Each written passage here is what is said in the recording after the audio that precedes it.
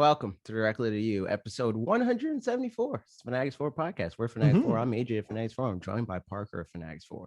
I saw in the comments that somebody was like, I don't know why, but AJ's hello cracks me up. Yeah.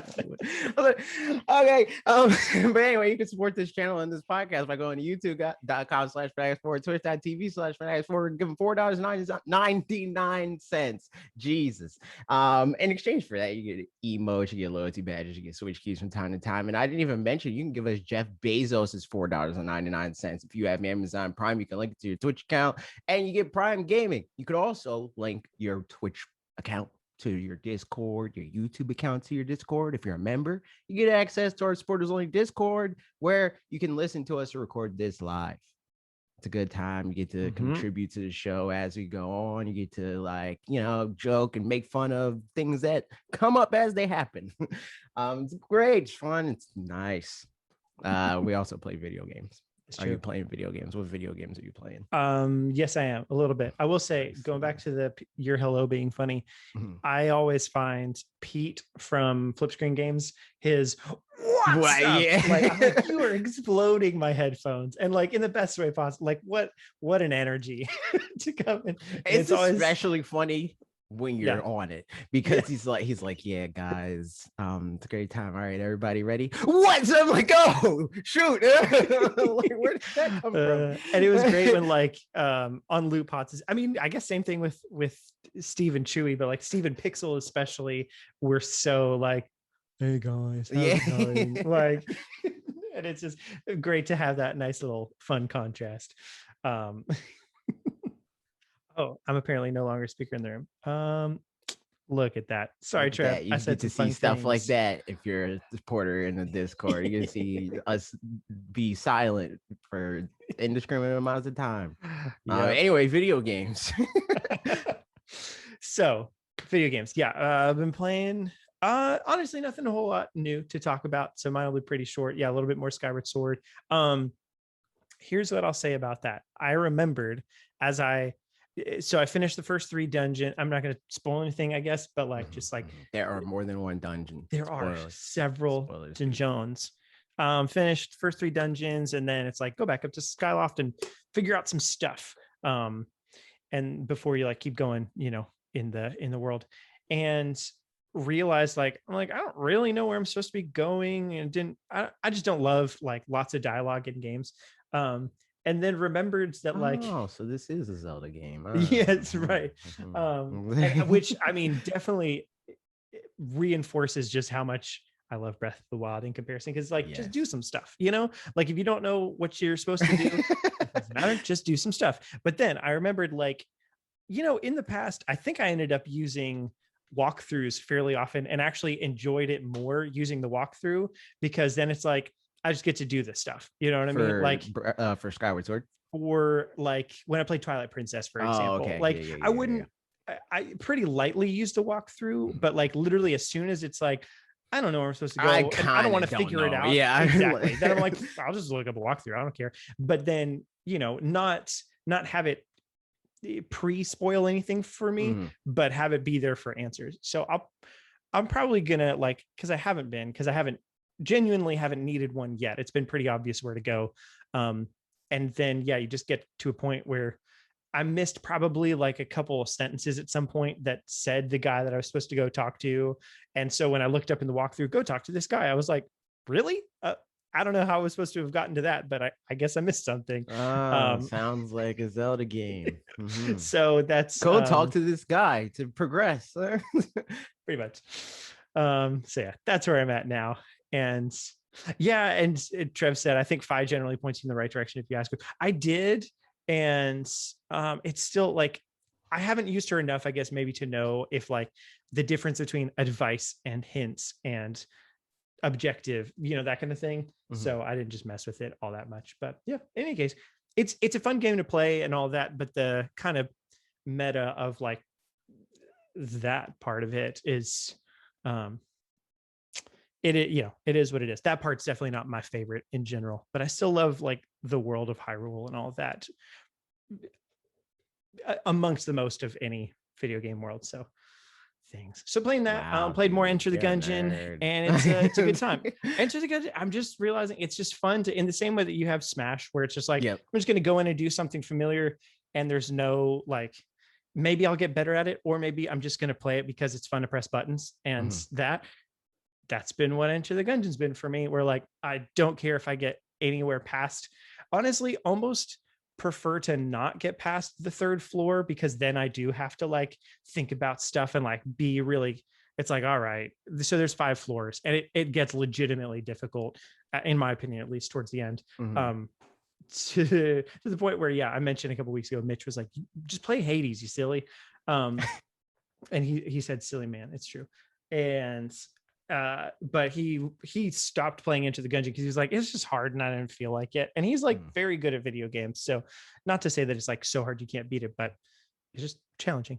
But I'll get to the third floor, and like if I get past that, I'm like, man, this is one of the probably 10 times I've gotten to the 4th floor. So like part of me is like, well, now I should really like give it a good try and be very calculated and stuff.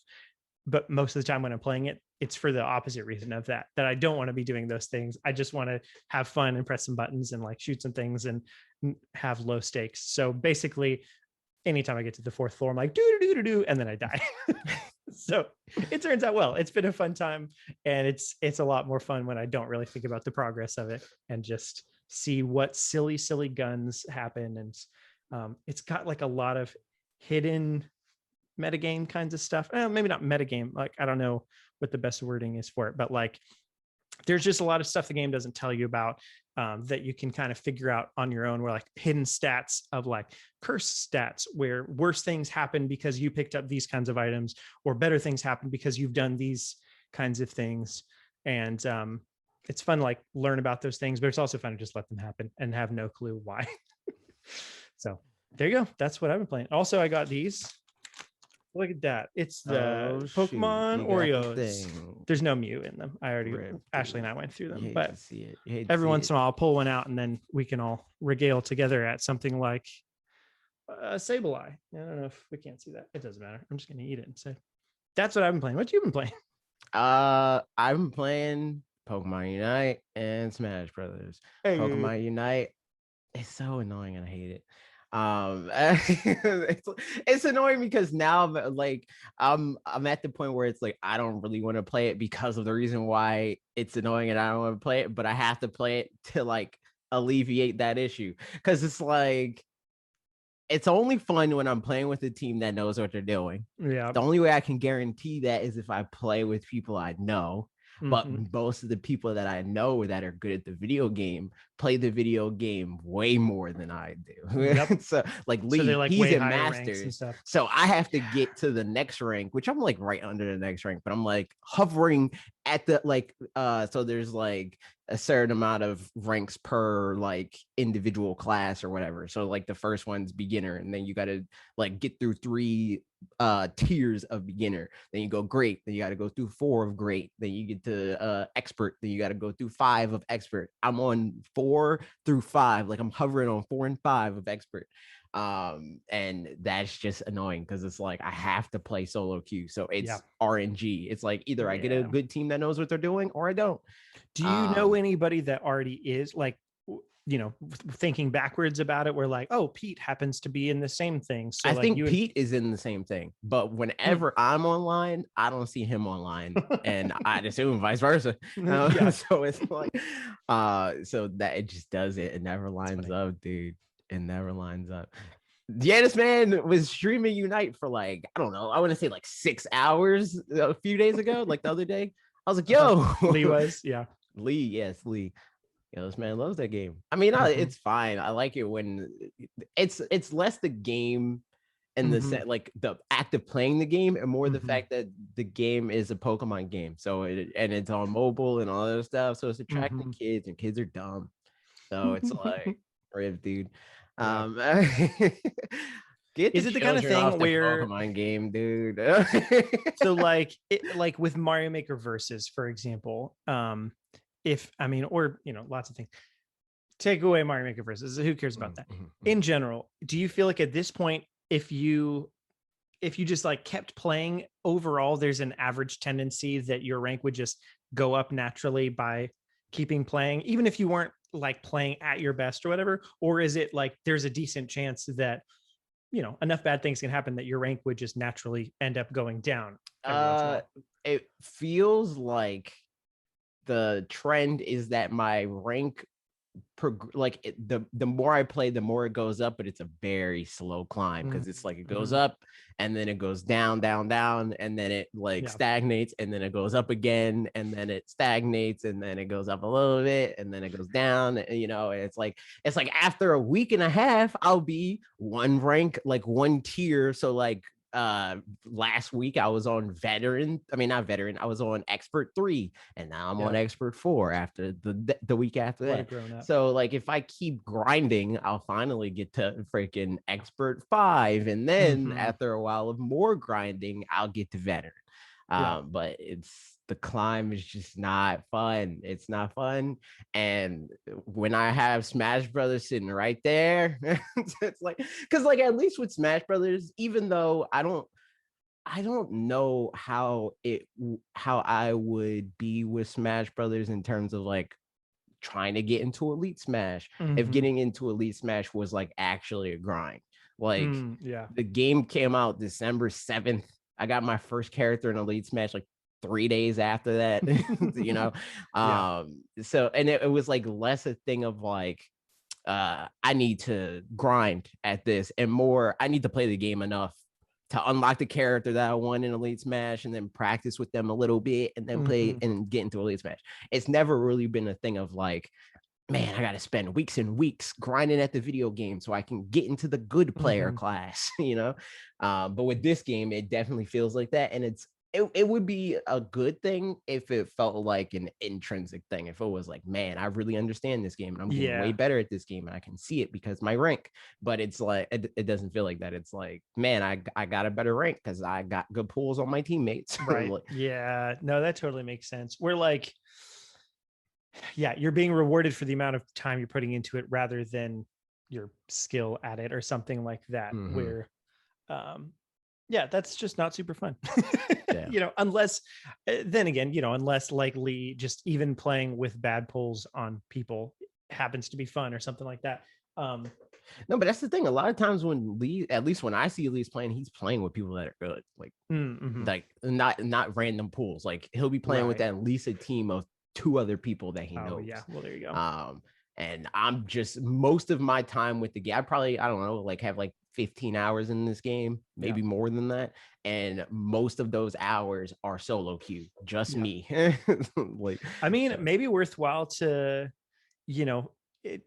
just find anybody that, even if it's like a friend of a friend or whatever, who like also just is good at the game, but is in the same kind of situation, and just do one session of like, well, we're going to win all of these. And then like, just like ranking up that way, instead of, people. But in any case, also, I'm still playing Smash. I've been applying stuff I learned from Quid, which was like the first session that like was like, it felt like a Pokemon trainer session, because all the other ones I went in thinking like, this is a person that, other than the one with Pink Fresh, she's not a Pokemon trainer player, he plays Mimic.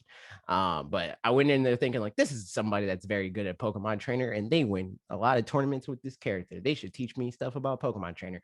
But they just taught me, which is not a bad thing. I want to be clear. Like they just taught me like sports psychology stuff, and like how Smash works on a higher level, sort of things. But Quid was like, nah, I'm teaching you Pokemon trainer stuff. And I was like, dope, this is what I thought I wanted the first couple times. So I've been like readjusting habits with Squirtle and Charizard specifically. Because I mean that's one trend. Every session that I had so far with a Pokemon trainer player was like, dude, your Ivysaur, solid. Don't even worry about your Ivysaur. The other 2 though, those are the ones you work on.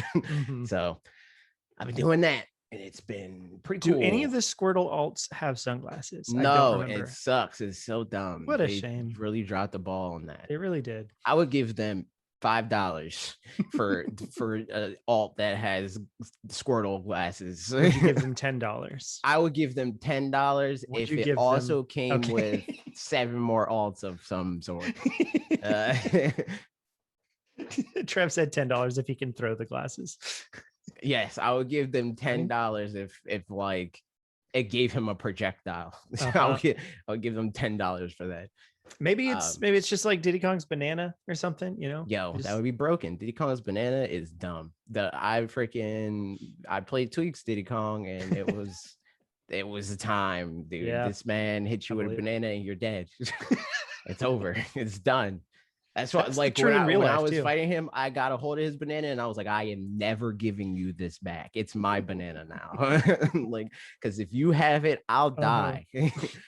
But yeah, that I had one tragic moment where I was playing the game of Mars, who's a community member. You know Mars, right? I do. Yeah. I was playing it with Mars.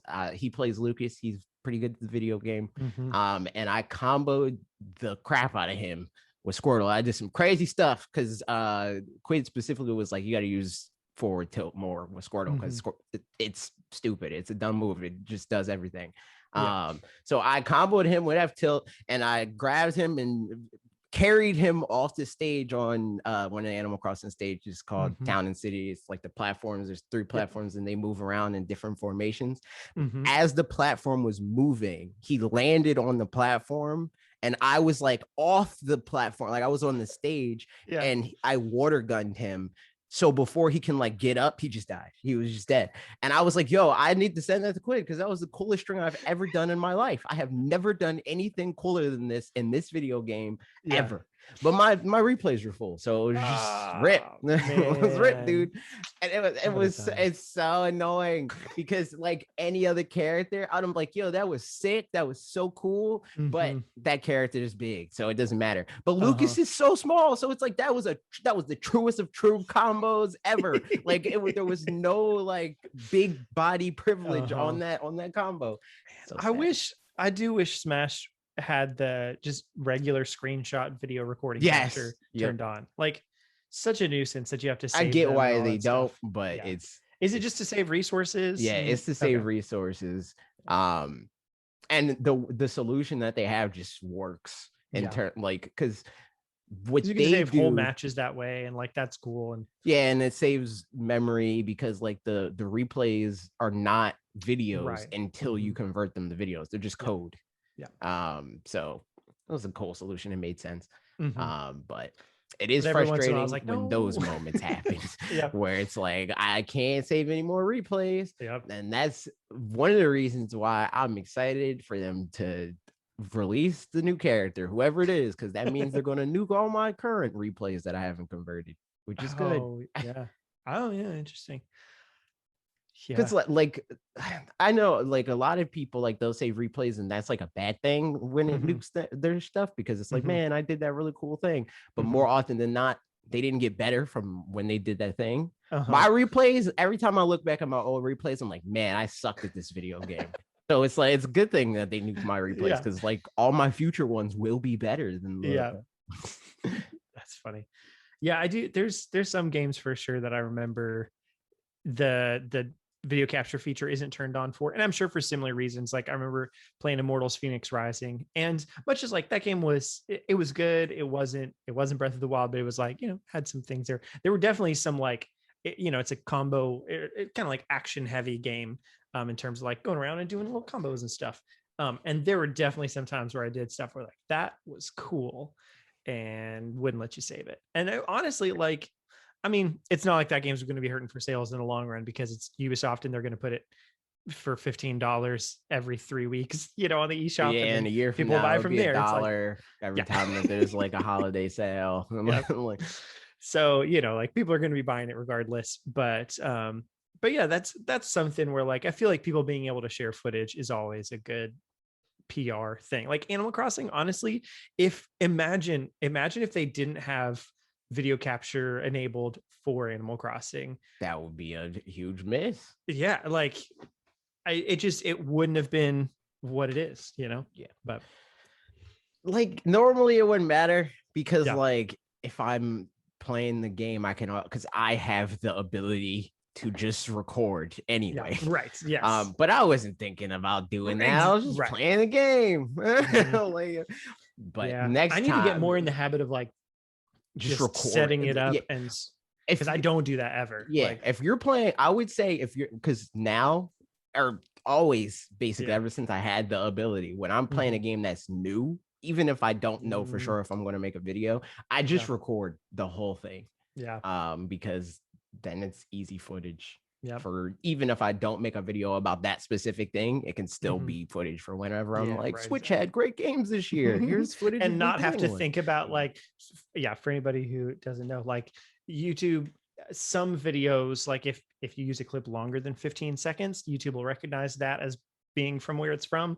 Or I mean, they pretty much always recognize it, usually but for a lot of things around like, it usually from, well, I'd say like the sweet spot is like 20-ish seconds, but 15 seconds is like super safe. Like, so it pretty much always will recognize like, oh, that's this other thing. But a lot of that stuff, like Nintendo footage these days, is all fine. Like Nintendo's like, yeah, go ahead and use it. So that's great. If we put longer than a 20-second clip of a Capcom game, like it's claimed immediately. Like, so we, like, every time I put up footage, I have to think about that. And there's been a couple times where I'm like, I thought I did it, and then but I accidentally like just blurred a section, and then it came back to it, and so it saw this 12 seconds, and then a couple seconds later this other 12 seconds, and it was like, those are in the same. It's so dumb. It's very dumb. It's very dumb.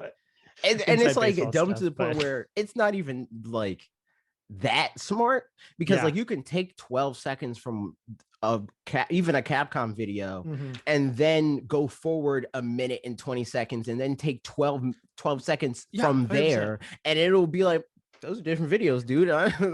like fairly often I'll just go, instead of, like, here's video, and I'll clip it into 15-second segments or whatever, and then instead of it being like A, B, C, D, I'll just go A, C, B, D. Yes. And it's like, it's literally a minute of the thing, but just flipped around, because I'm still talking about Animal Crossing for this whole minute, and it is relevant for all of it. And another cheat code for if you're making YouTube videos, dude, as you look for the cut, like you look for when they cut, and then you just like ignore a scene and wait for them to cut again, and then take that from there and then go there. And it's like, all right, dude, like I do wonder, it's funny because like I'm sure this shatters the illusion a little bit, but yeah, because I, for the most part, like a lot of my footage is from trailers for games, and most people can recognize that because you've seen the trailers for those games, so you know it.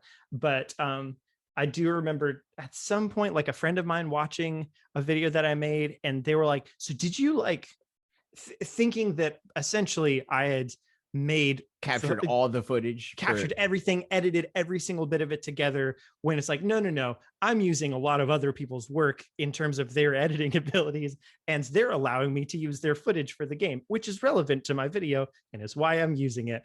But no, I didn't go in and like get 17 instances of Animal Crossing, like animated, like text, like motion graphics and that, stuff like or that. like, in Animal Crossing, it's like, here's villager A doing a thing and villager B doing a thing, as if those are all different instances of the game, and they put them all in one trailer, so it's like it shows the variety of this game.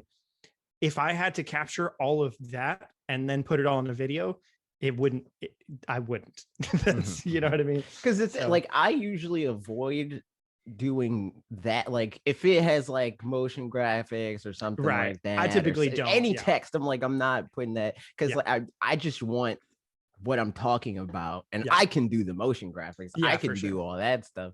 I just don't have the time to capture all those different games. Especially if it's, sometimes it's an upcoming game, so you haven't played it and you can't. Like, I can't capture footage about Metroid Dread to talk about Metroid Dread. I got to use trailers. It's not out. Because it's not out. So inside baseball aside for now, because we'll kind of get back to it in the comment section. That's true. But yeah, so speaking of games that aren't out yet, Q4 is upon us. It is officially October 1st when we're recording this. It's true. Hello, Mega Man, as well, who's also listening now. Also, actually, no, not October 1st for Mega Man. It's October 2nd.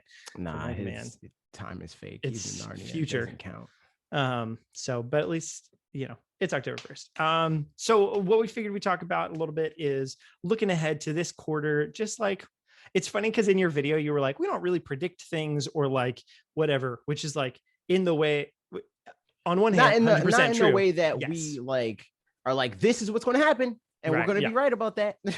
Yeah, like we do the fun version of predicting. We're just like, I don't know, maybe like this. It's like, maybe this can happen. That'd be cool, but it's not like we're not sitting here betting the bank on it. We're not like keep score because we're going to be right and you're going to look dumb when we're right. Like, yes, exactly. So that said, we're going to predict some stuff now.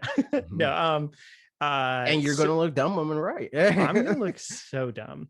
I know you weren't even talking about me, but so I've got the games, specifically Switch, Nintendo published, plus Shin Megami Tensei 5, which is maybe Nintendo published in the West as well, probably.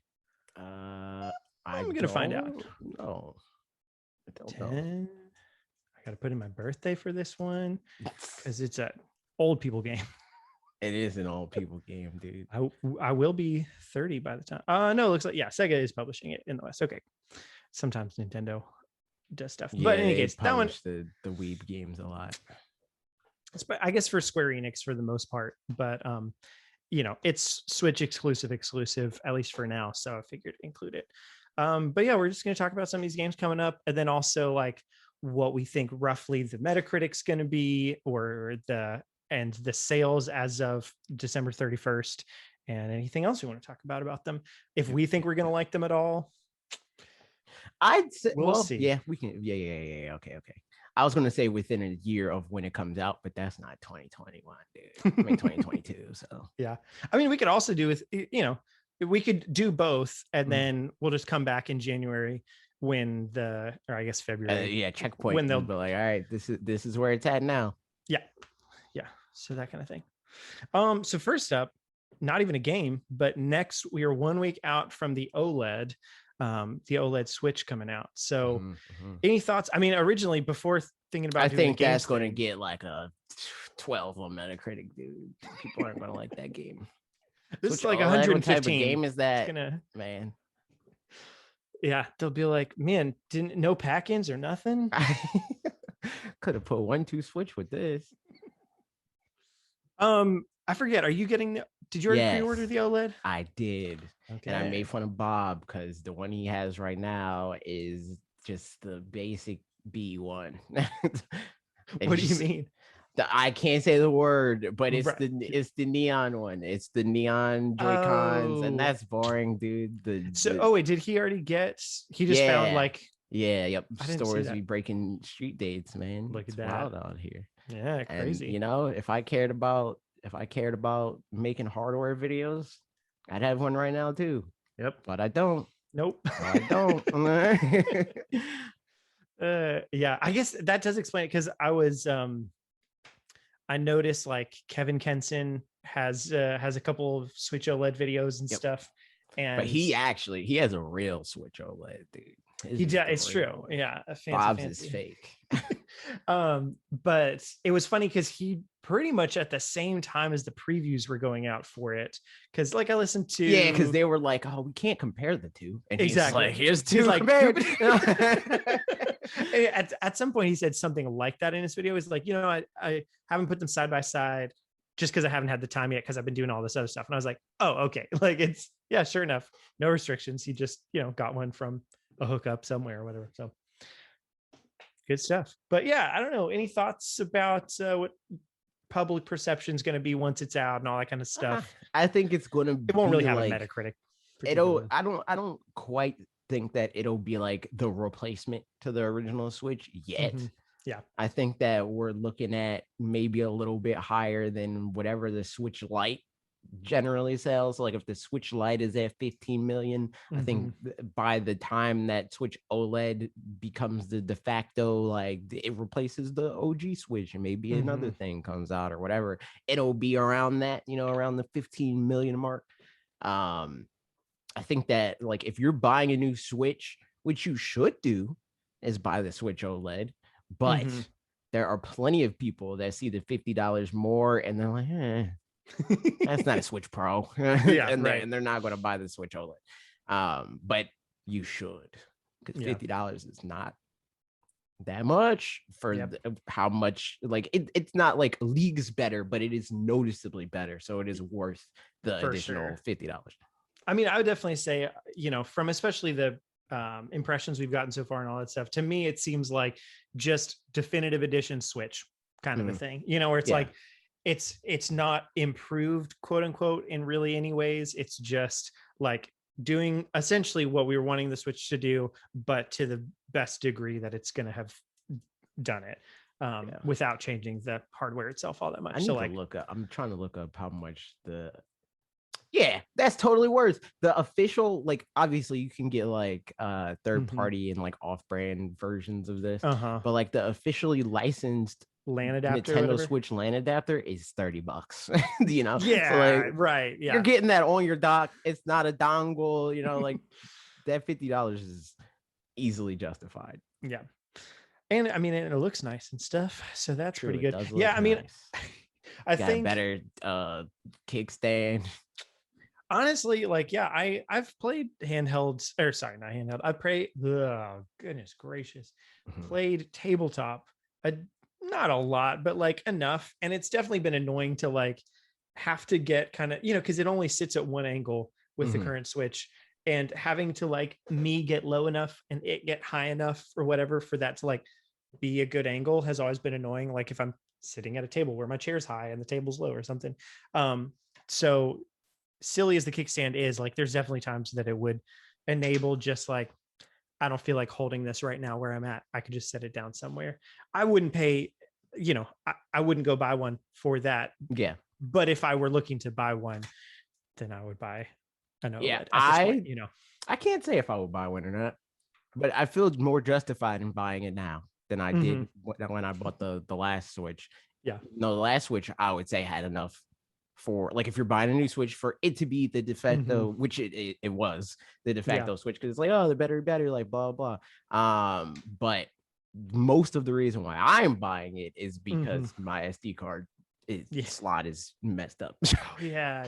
So honestly, I would say, based on that too, talking about the battery life switch thing, to me, if I hadn't gotten a new battery life switch, if I still had a launch model Switch, if you have a launch model Switch, I would recommend the upgrade personally. Just get like the battery life, unless you just never play if you never play in handheld, who cares about any of this stuff? It's just going to be a white Switch.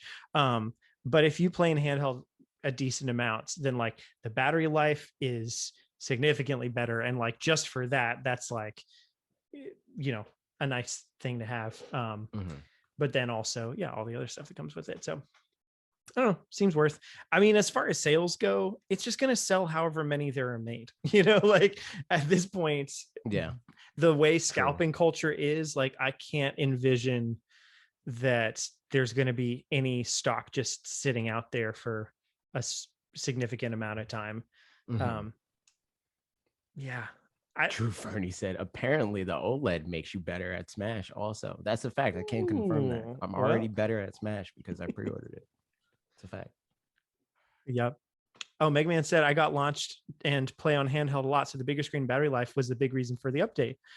Plus the LAN to play online better with you all. Look at that. Yeah, that's true. Makes That's sense. Another thing. I hope that people at least get the new dock because people getting LAN would be a big boon for me. How many people do you think are going to get it and not plug LAN in at all anyway? A lot, a whole lot. Yeah. But even if 5% of people that buy a Switch OLED plug in that LAN, that's great. That's awesome. Because the thing that I find a lot of the time is like, and it happens a lot. People will complain about the online experience, and a lot of the time it's their fault. and their justification is usually like, well, this doesn't happen on my other consoles. And it's like, yeah, because your other consoles know that your internet is bad, and they're based on like Western culture. So they're like, oh, okay, your internet's probably going to suck, so we're going to try to make up for that.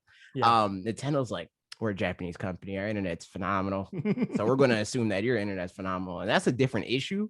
But that's that's different from like the argument that a lot of people make where it's like Nintendo doesn't understand networking. And it's like, no, they understand it a lot. You just have bad internet and you're the one that is behind. That's funny, yeah. So it's like, it'll be stuff like that where somebody, I was playing in one of the there's like Smash Discords for matchmaking and stuff like that. And I was playing in one of those and they're like, man, this game really sucks because I can't connect to anybody. And it's like, dude, you have like net type D. Like, of course you can't connect to anybody. Your internet's garbage. But yeah, man, people fix your internet. Hopefully this will help. Glass houses, stones, and all that. Yeah. So yeah, there you go. Predictions wise, I don't know. I'm not going to even bother giving a number for like how many it's going to sell because it's so dependent on how much they make. Yeah, right. Because we don't even know internally like what they're thinking, what they wanted to sell. Yeah. So couldn't say, it's not like we can base it off of a whole lot of things. So just leaving that one blank. Look at that. Starting out strong with blank things. Nah, I told you it's gonna. What did I say? I don't even remember what number I said. It's going to get under 20 on a Metacritic. No, yeah, no, 12. Yeah, 12. There it is. Yep. That's what it's going to get on Metacritic. You heard it here first. Rough, It's right. Next up, same day, Metroid Dread. So everything else here on out is games. So I think that game's going to get like a 90 on Metacritic. 85 to 90. I was going to say 87, and I think that I think it's going to be a really easy 95 to 100 for a lot of people. And I think and then there's going to be a few that give it like a 65, right? Like 2D Metroid, or at least game sucks, or at least enough people giving it an 80 or something like that it pulls it down just like enough on average. Yeah. And I think for the reasons that Metroid is such a storied franchise at this point, that there are things that some people expect out of it, others, like for some people, one thing I know is that between like Metroid Fusion and Super Metroid's very exploration heavy. Metroid Fusion is fairly linear.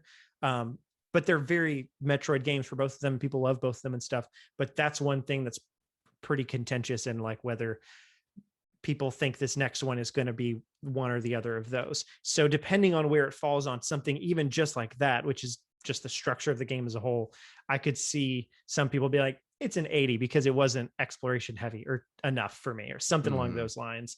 So kind of petty, but like, also I guess kind of changes the genre of the game a tiny bit, or, know.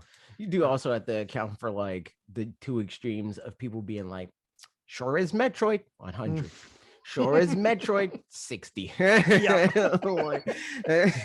Or even like, what is Metroid? And then whatever, like if the person at like jeux video or whatever, like just some, maybe not that one, but if, what's the Daily Star? Like that's one that fairly often, just like a Forbes. British publication that barely plays games, but they're like, I don't know, you want to go play this game? And I was like, I guess.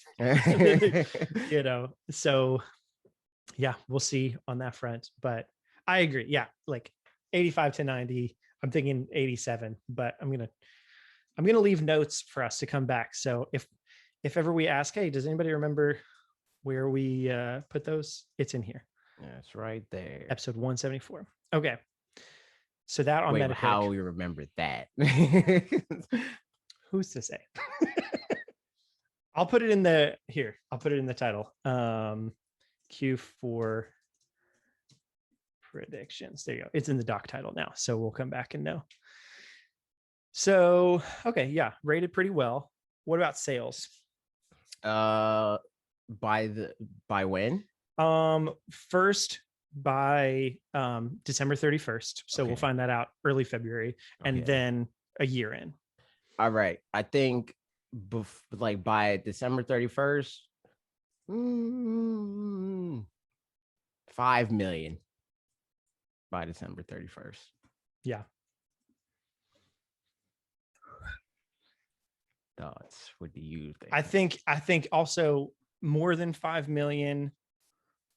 Well, I mean, I think, as anybody knows, that's generous for a Metroid game. Yeah. By a long shot. Yeah. But based on like everything we're seeing about it, like pre-orders doing so well, and like just the whole momentum behind it. Yeah, I think that's totally reason. I don't think that much more than 5 million within the first 3 months. I think first 3 months is the bulk of why I'd say 5 million. Like I'd say by the end of 2022, it's going to be, or by the time that it launches in 2022, it'll be closer to 10, I think. Yeah. Like not 10, but like in the like high 8s, low 9s range. Yeah. Yeah, I'm thinking pretty much the same. I was going to say like 6 million. That's, I mean, again, very generous. I'm seeing this 6 million like for the quarter. For the quarter, and then 10 million for for a year in, which again, super generous for a Metroid game. But like, I really think that throughout, as long as it reviews well and it continues press throughout the holiday season, it's like the holiday game for the Switch. Like also, there's other ones that are gonna sell well, but like for hardcore gamers or whatever, like this is it.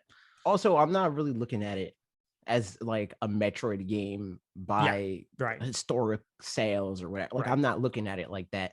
I'm looking at Metroid as like a figure in the gaming industry on a platform that everybody loves. Yep. Like, and that so many people are like, I want to try a Metroid game for the first time ever because of exactly that, because it's a figure in the gaming industry and stuff. Yeah. So also the Switch and like late Wii U era, like more so on 3DS, but to quantify it by like the console, Metroidvanias have grown in stocks significantly. That's like 70% of the games on the platform. So I think that's another part of it. That's like, oh, Metroidvania number 4 million, and it's the namesake. I'll buy that. Like, yep, 100%. Yeah, I mean, at this point, it'll almost undoubtedly, like, unless it flops compared to what we're expecting, it's going to be the best-selling Metroidvania of all time, which is like cool, because like Hollow Knight sold, I think, like 3.5 million or something like that. And if Metroid Dread sells, if it caps at like 3-ish million, like cool. That's as high as, I mean, it's not as high as it's ever going to get. Metroid Prime 4 still will probably beat that out, but like I just can't see that happening for this. Yeah, I think it's going to do great, which is fun. What about, and then last bit, what do you think your thoughts are going to be about it when it's all said and done? How good the game is? Yeah, like where I don't know the best way to quantify that in like a thing, but like a letter grade or something like that. You expect it to be. I'd guess I'd probably give it like a B-. Because I'm like not huge on Metroidvanias, like they're fine. Yeah. But just the format like loses me pretty often. It's like, oh, I'm back here again. I'll play something else. But I do want to play this, so I feel like it's going, like that alone, like me already coming into the door not feeling like, so stuff like Ori or Hollow Knight or like those games, I didn't come into those being like, I want to play this. I came into it because everybody was telling me you should play this. And if it doesn't grab me, it's like, if the only reason why I'm playing this is because other people are telling me to play this, I don't really care anymore. But me coming into Metroid wanting to like understand it and like see how good the game is, I think will push me through it. But I do think that those parts of Metroidvanias that usually lose my interest will keep it away from being like a S tier game for me.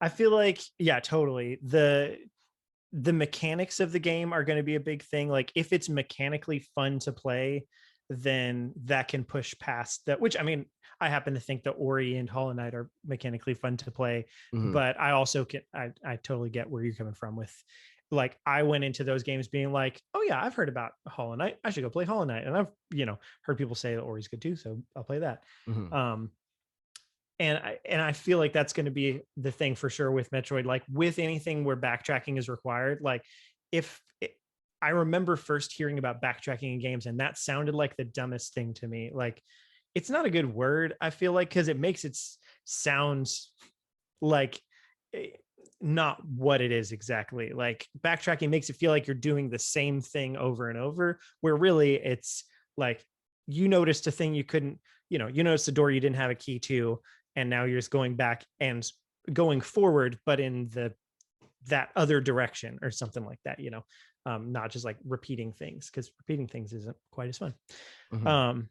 So yeah, I mean, I think for me, like I wouldn't be surprised if it was a something, at least A minus, but a the past or the only Metroid game I played so far, but like 2D shooting games have always been a struggle for me because I don't like the like traditional you have to jump to shoot and stuff like that, or like aiming at things in 2D space. And like I haven't been super into shooting games in general, other than Mhm. now I've been playing Into the Gungeon a whole bunch. And so that's the one thing about this game that like hearing in the previews that people are like, yeah, it's fun to aim and be able to actually, use your second joystick to aim and shoot things as you're running, and not have to like jump and hit the right shot where like this bat's flying down and it's at this latitude or longitude or whatever, and like you got to jump and hit that. Like that's not particularly fun to me. I don't enjoy Mega Man. Like that kind of thing. Wow, Yeah, shots I know. fired. Oh, I'm so sorry, Mega Man. I do like you, Mega Man, Nah, but that's cap. That was yeah. cap. That was coded. He hates you and only you. Video game's great though. Love the So video game. so yeah, I think that's going to be the thing for me, is like I know the structure is going to be a fun thing, the cinematics are already like I can tell it's just a cool vibe. So depending on how well the mechanics relate to me and like what they feel like, I think it's going to be the big determining factor of like, Yeah. is it fun on a macro and micro level, or just one of those? I think the biggest thing for my enjoyment is like how good the game feels in the beginning.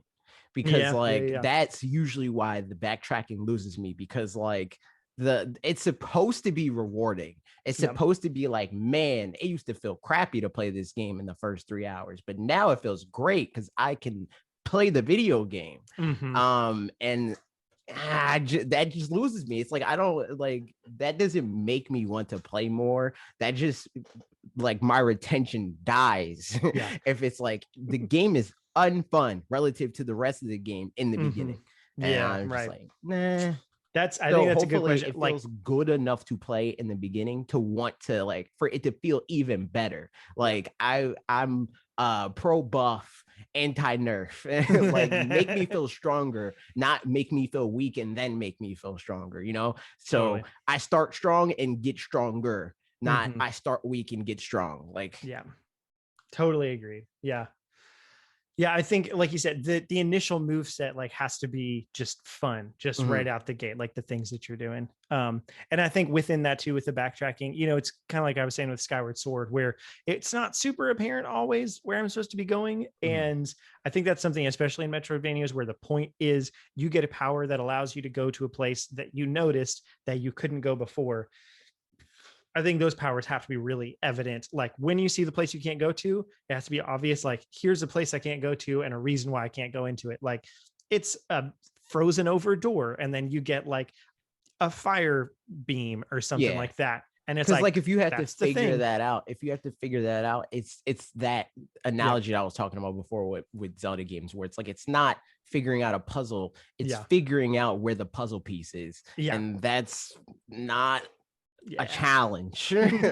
It's just a nuisance. You're Yeah. like, yeah. I mean, and like I'm sure that can be done well, but it's hard. It's easier to just not have to do that. Mhm. Like, Yeah, like yeah. the game shouldn't have to be like, man, fire melts ice. Remember that fire melts ice, but like there should be a Yeah. wall, and it's like, oh, this is a nice wall. Can't get through Yeah. this, and then you get a fire missile, and it's like, oh shoot, there was an ice wall. That's Uh-huh. what I got to do. Exactly. Like Yeah.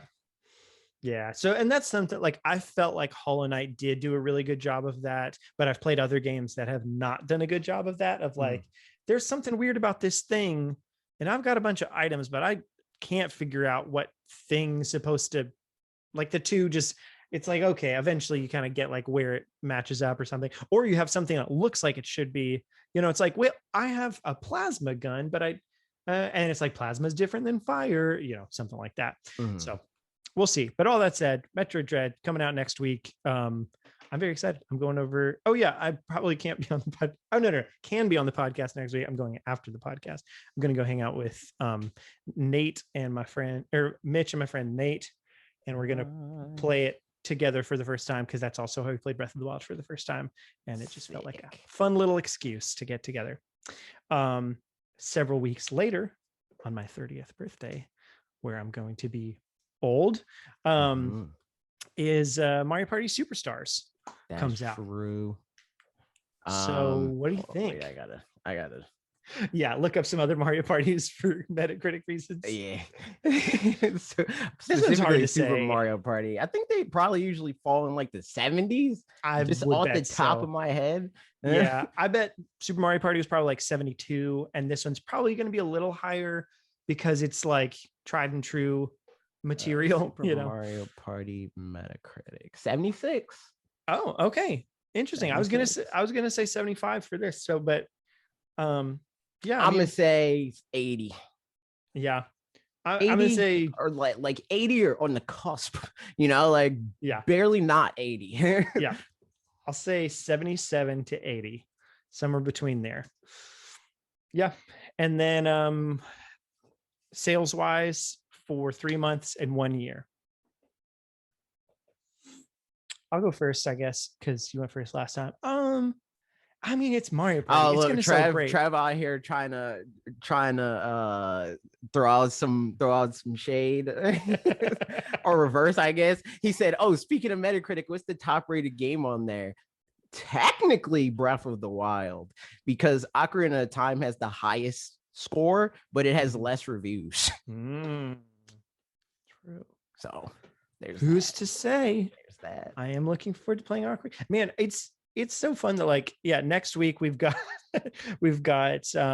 Smash Direct, and then we don't know when they're going to be, but at some point in October we'll also have the NSO one and the Animal Crossing there's one. 22 reviews for Ocarina of Time. True Fernie asked, do we know how many boards will be in this new Mario Party, quote unquote new? I think 5 is, I'm pretty sure 5. Unless they do a secret surprise thing and it's like, there are more. Yeah, I think pretty sure it's 5 and we know which ones they are, which isn't a lot, to be perfectly honest.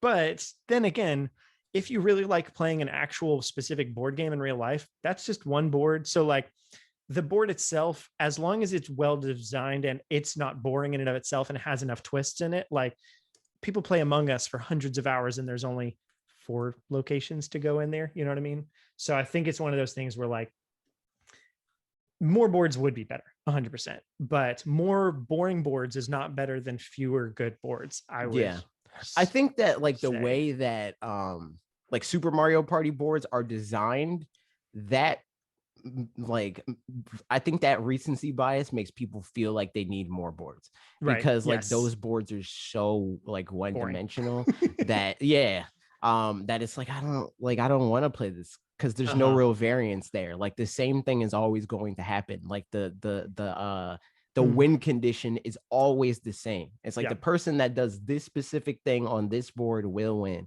But how older boards were designed, there's like more twists and turns and more like things that you if the board is just about moving from point A to point B pretty much, then that's just not fun. It's got to have enough like mousetrap kind of elements, where it's just got fun things that happen as part of the board to make the mini games all kind of like coalesce together a little bit better. So it's not just like, so the board game part is as much fun as the mini game part, basically, is what I'm saying.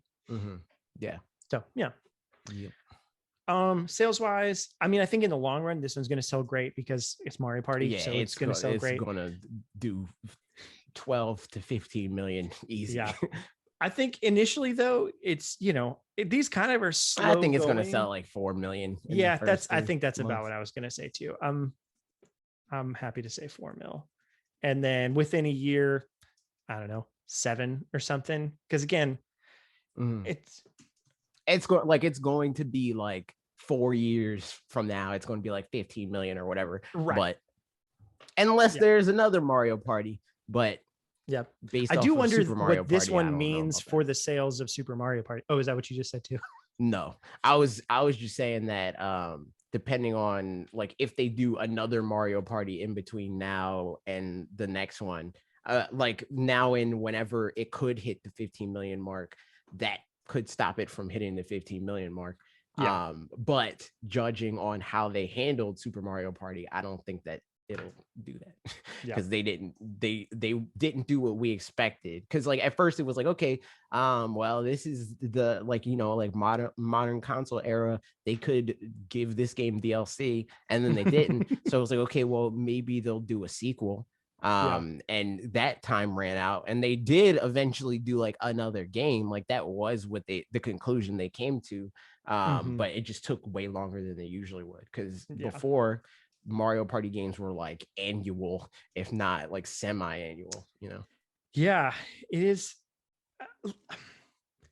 Which makes me curious of what the like difference there is, where if it's, I don't know, if they just feel like they have enough other stuff that would take up, it wouldn't pull from other Mario parties, it would just pull from other things in general, maybe. Or that they just think that things have longer staying power and are more evergreen in general. Because otherwise they could just do that, you know, just put out more Mario Party games every year, or again do DLC or whatever. So yeah, I just wonder what's changed. But I mean, I guess that changed a while ago. You know, it's not like that's been like the N64, it was one every year, and into the GameCube maybe a little bit. But then by the time the Wii came out, it was like, you know, a 3-year cycle like most other things are. I don't know. Interesting. Last bit, what do you think your rating for this is gonna be? I think I like this more than I like the other Mario Party, because like the other Mario Party has like weird dumb restrictions for online, and that's the only way that I'm playing Mario Party. Yeah.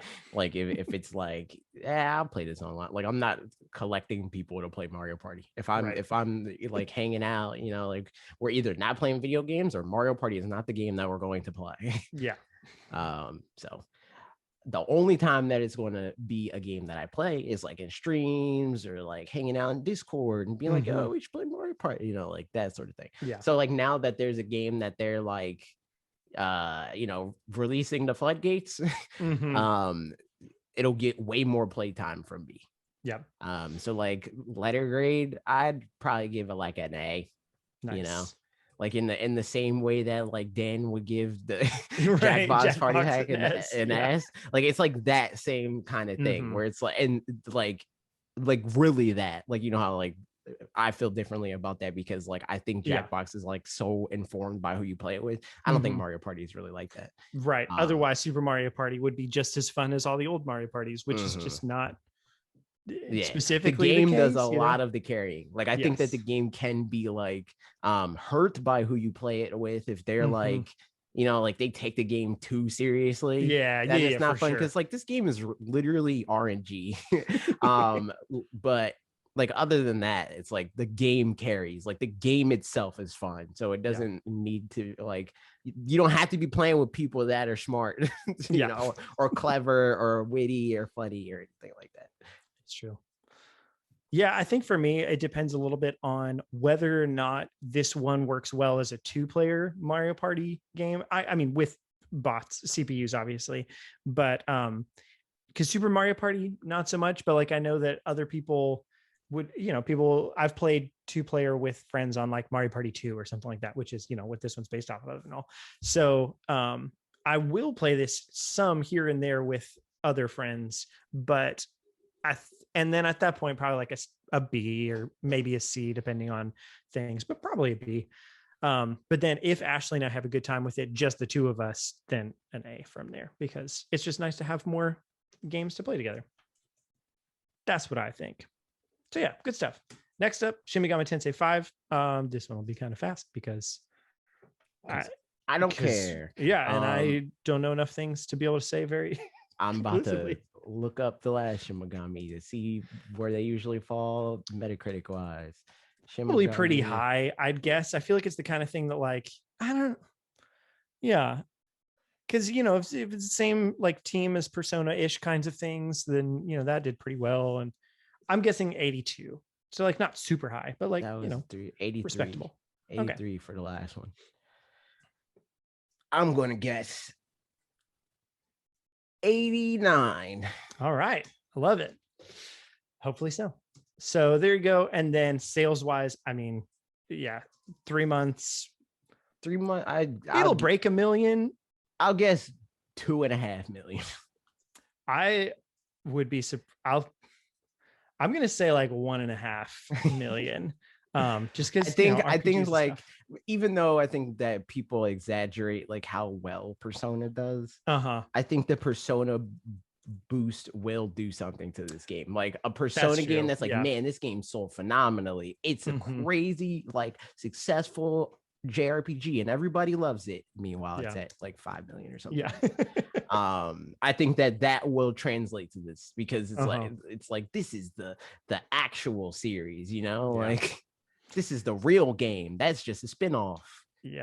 No, I feel that. I think long term it's not going to have quite the staying power that a lot of other things have. Again, just like trends of RPGs in general, it's like they sell most of what they're going to sell at the beginning because people who are into RPGs, they know what they want to be playing. So whereas like someone's like, oh, there's a Mario Party game out, somebody who wants to be playing Shin Megami Tensei 5 is going to be playing it pretty close to launch. It'll be rare that somebody's like at a store and they see Shin Megami Tensei 5 and like they just look at the box art and they're like, this looks cool, I'll buy that. You know, like that's not, I don't think that's going to happen in the same way that it'll happen to like Pokemon Metroid Legends Arceus, you know, like there will be people that's like, I remember Pokemon Yellow, I'll buy that, you know.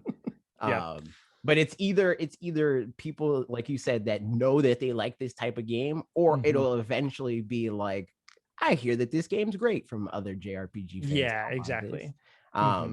Just an update. Persona 5 and World combined 4.6 million. I'm a psychic. Look at that. What's Persona 5's sales? That's what I was talking about. Oh, sorry, not sales. I meant to say Metacritic. Let's see. Pretty high, right? I'd guess it's high. 93. Yeah, there that's good. Is. Okay. I'm cool. I'm gonna bump my side of it up to an 85. Nice. But yeah, hopefully it's on the higher end of all of this, because this is a game that I'd like to want to get as well. But I have a lot of games, so like I don't know if we'll have to see how that goes. I do think so my guess is 1.5 million in the first 3 months, and then probably 2 million in a year, just because again I think it's going to be a slow trickle for a while. But like again, it'll be a great game for the people that want it. But yeah, what do you think for within a year then? Within a year, what did I say for 3 months? 2.5. 3. Nice. Yeah. And for the last bit, our letter grades. I mean, you're probably not going to play it, so yeah, I'm not going to play it. But if I gave it a letter grade, see. All righty. I mean, that would probably be pretty accurate. Like if you were to play it yourself. Yes. Yep. And then, yeah, I think. I don't know if I'm going to play it, but I think if I did play it, I'd probably give it an A. Is like, that's the way that it would probably go. There's a lot of games like that where it's like, I know I would like this game. I just don't know if I'm going to get around to it. Picking up the pace a little bit because we've got so many other things to get to. Pokemon Brilliant Diamond, Shining Pearl. Metacritic, I think. Oh, wait, what was Diamond? Yeah, Diamond. And then also like, well, do you think Oras factors in at all? No. I think Omega Ruby Alpha Sapphire is like very much so hurt by that generation and the setting and that, because they're just like renewing that, and that was kind of like that region Hoenn, the too much water thing, like that's true. And it's not the literal thing of like, man, this having an island setting. It's like, no, there's 2 fire types in this game. Like it's like that sort of thing.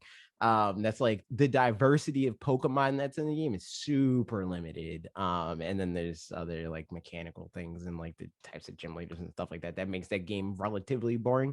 When you bring it to now, I think Diamond has a better chance to be better upon being modernized. That said, I don't think it's going to do too much better than the 85 Right. that Diamond got Metascore wise. Yeah. I think that the Metascore is going to be an 88. Nice. I'm gonna say I'm guessing low for a lot of these. I'm gonna say 83, just because I know that there's like I think it's gonna be just the most solid way to play these games, but there's gonna be a lot of people that are like, you know, This is annoying a about it. Pokemon game.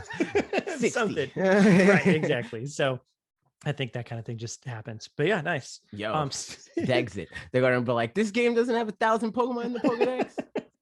I'm giving it a 22. Yep. 12, just like the OLED. That's a fact. 3-month sales. I mean, a lot because it's Pokemon, that's but not true. as much a lot. And it's going to be like things. both of them combined and stuff Yeah, like that. right. I'll say like, I'm going to well, actually, see, it's Pokemon and it's like within like a month and a half or something, like a month or 2 months worth of sales, because it's towards the end of November or mid-November, I guess. That's true. So I think that we'll probably see like 6 million, 6 to 7 million. I was going to say 7 as well. Yeah, because I think like month one, like first month, it'll sell like 5. Yeah, right. But it's just got a lot of staying power. Like it's yeah, and then I think within a year it'll up to 10, like close to 10, and then just keep going from there. If not, I think within 10. a year it'll be like 12, 13 million. Nice. What do you think your rating's going to be? B plus. Nice. I think B for me is my guess. I don't know why. Continuing on, we got 2 more for the rest of the year. Advance Wars Reboot Camp, which I don't even know. Advance Wars Metacritic. I mean, the first one got a 92. That's real good. Damn, I think this one's going to get in less than that. Yeah, 81. Yeah. I mean, I'm going to be optimistic and say like an 86, I think. But I do think that there's an element where like, yeah, again, there weren't that many people reviewing the games at that time. And just like the context around the games when they came out was different. It's like a recurring series. This is the best in the series. Blah, blah, blah. This is a remake. Fire People are going to be mad as about prominent. Like people didn't like love that formula as much. And that could be a positive thing for this game also. Right. Because it's like people like Fire Emblem a lot and stuff like that, but also a lot of people don't, because it's like getting long in the tooth and there's too many Fire Emblem games and blah blah. Yeah. And they wanted Advance Wars for a long time, so that could be a positive. I do wonder what people are going to think about the I think it looks good. I don't know if people think that it should look like different or better or something, so that'll be something where like, do people think the graphics look cheap or something? Again, I don't really think so. I feel like it looks good, but I could see that being a detractor, or the way that they do the package, the 2 games together, or they don't add enough stuff. Like there's just all these expectations for remakes that sometimes are totally founded and other times are not founded. They didn't include both art styles. They didn't add a whole new story section. Like, and I think it's funny too, because like I watched John's review for Super Monkey Ball Banana Mania over at Nintendo Life, and it's funny because like he had a lot of very specific criticisms that if you're a longtime fan feel super justified, but if you've never played the original, it's almost like you need to have 2 different reviews. You know what I mean? Where like I don't know if any of those things are going to matter at all, because like I'm not gonna, I've played Monkey Ball some at a friend's house or whatever, but I never owned the game, so I wouldn't know these things. So it's just interesting. So I feel like with collections like this, remakes like this, there's an element of that same kind of thing where like, what things are going to be a detractor for new fans versus old fans. But hopefully, goes well. Sales wise, I think this game is going to sell not great. Yeah. I mean, not great for like in the grand scheme of things. Yes. I think that like this game, like within the first, like by the end of the year, I'd say 1.5 million. Yeah. I mean, and also it's going on sale December 3rd. So like it's still got the Christmas season for sure, but that's not a lot, like that's less than a month that it's got to go. So I definitely say, 1 to 1.5, just because, niche game and not got a lot of not time, a whole lot of time under its belt. 1 year, I mean, again, depends on the reception for it. 3 million. I'll say 3 million within the first year. Yeah. And that's like being super optimistic. Right. Like assuming that people love this game. Matter of fact, no, thinking of Fire Emblem, I'd say 2 million. 2 million is my prediction.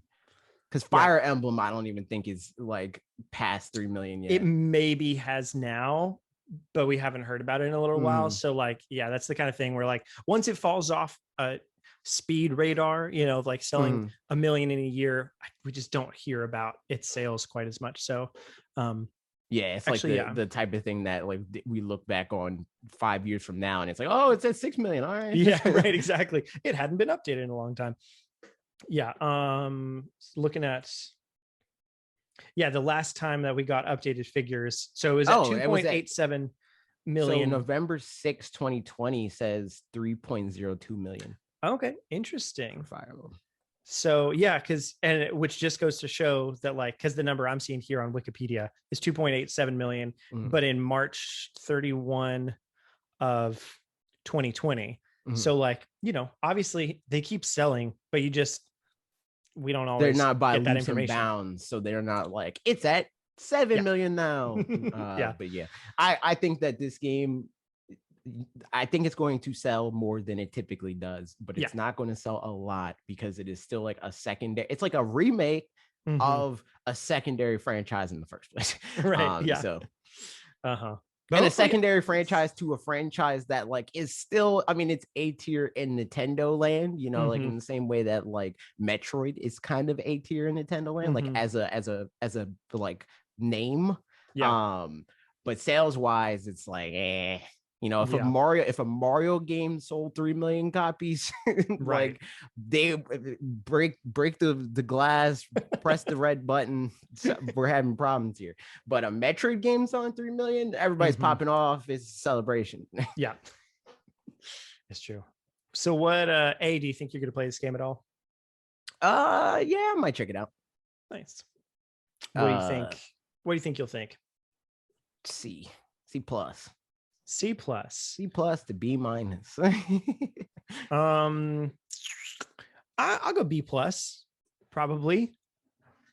Maybe more than that. Who's to say? I think it depends a little bit on, like, I like the idea of like more mission structure kinds of things in some ways, because it will therefore have a lot less like text between things and like having to keep up with big stories and things, which I like story. I just don't like narrative in some way, something like that. Like, I don't know how to define it exactly, but it's something along those lines.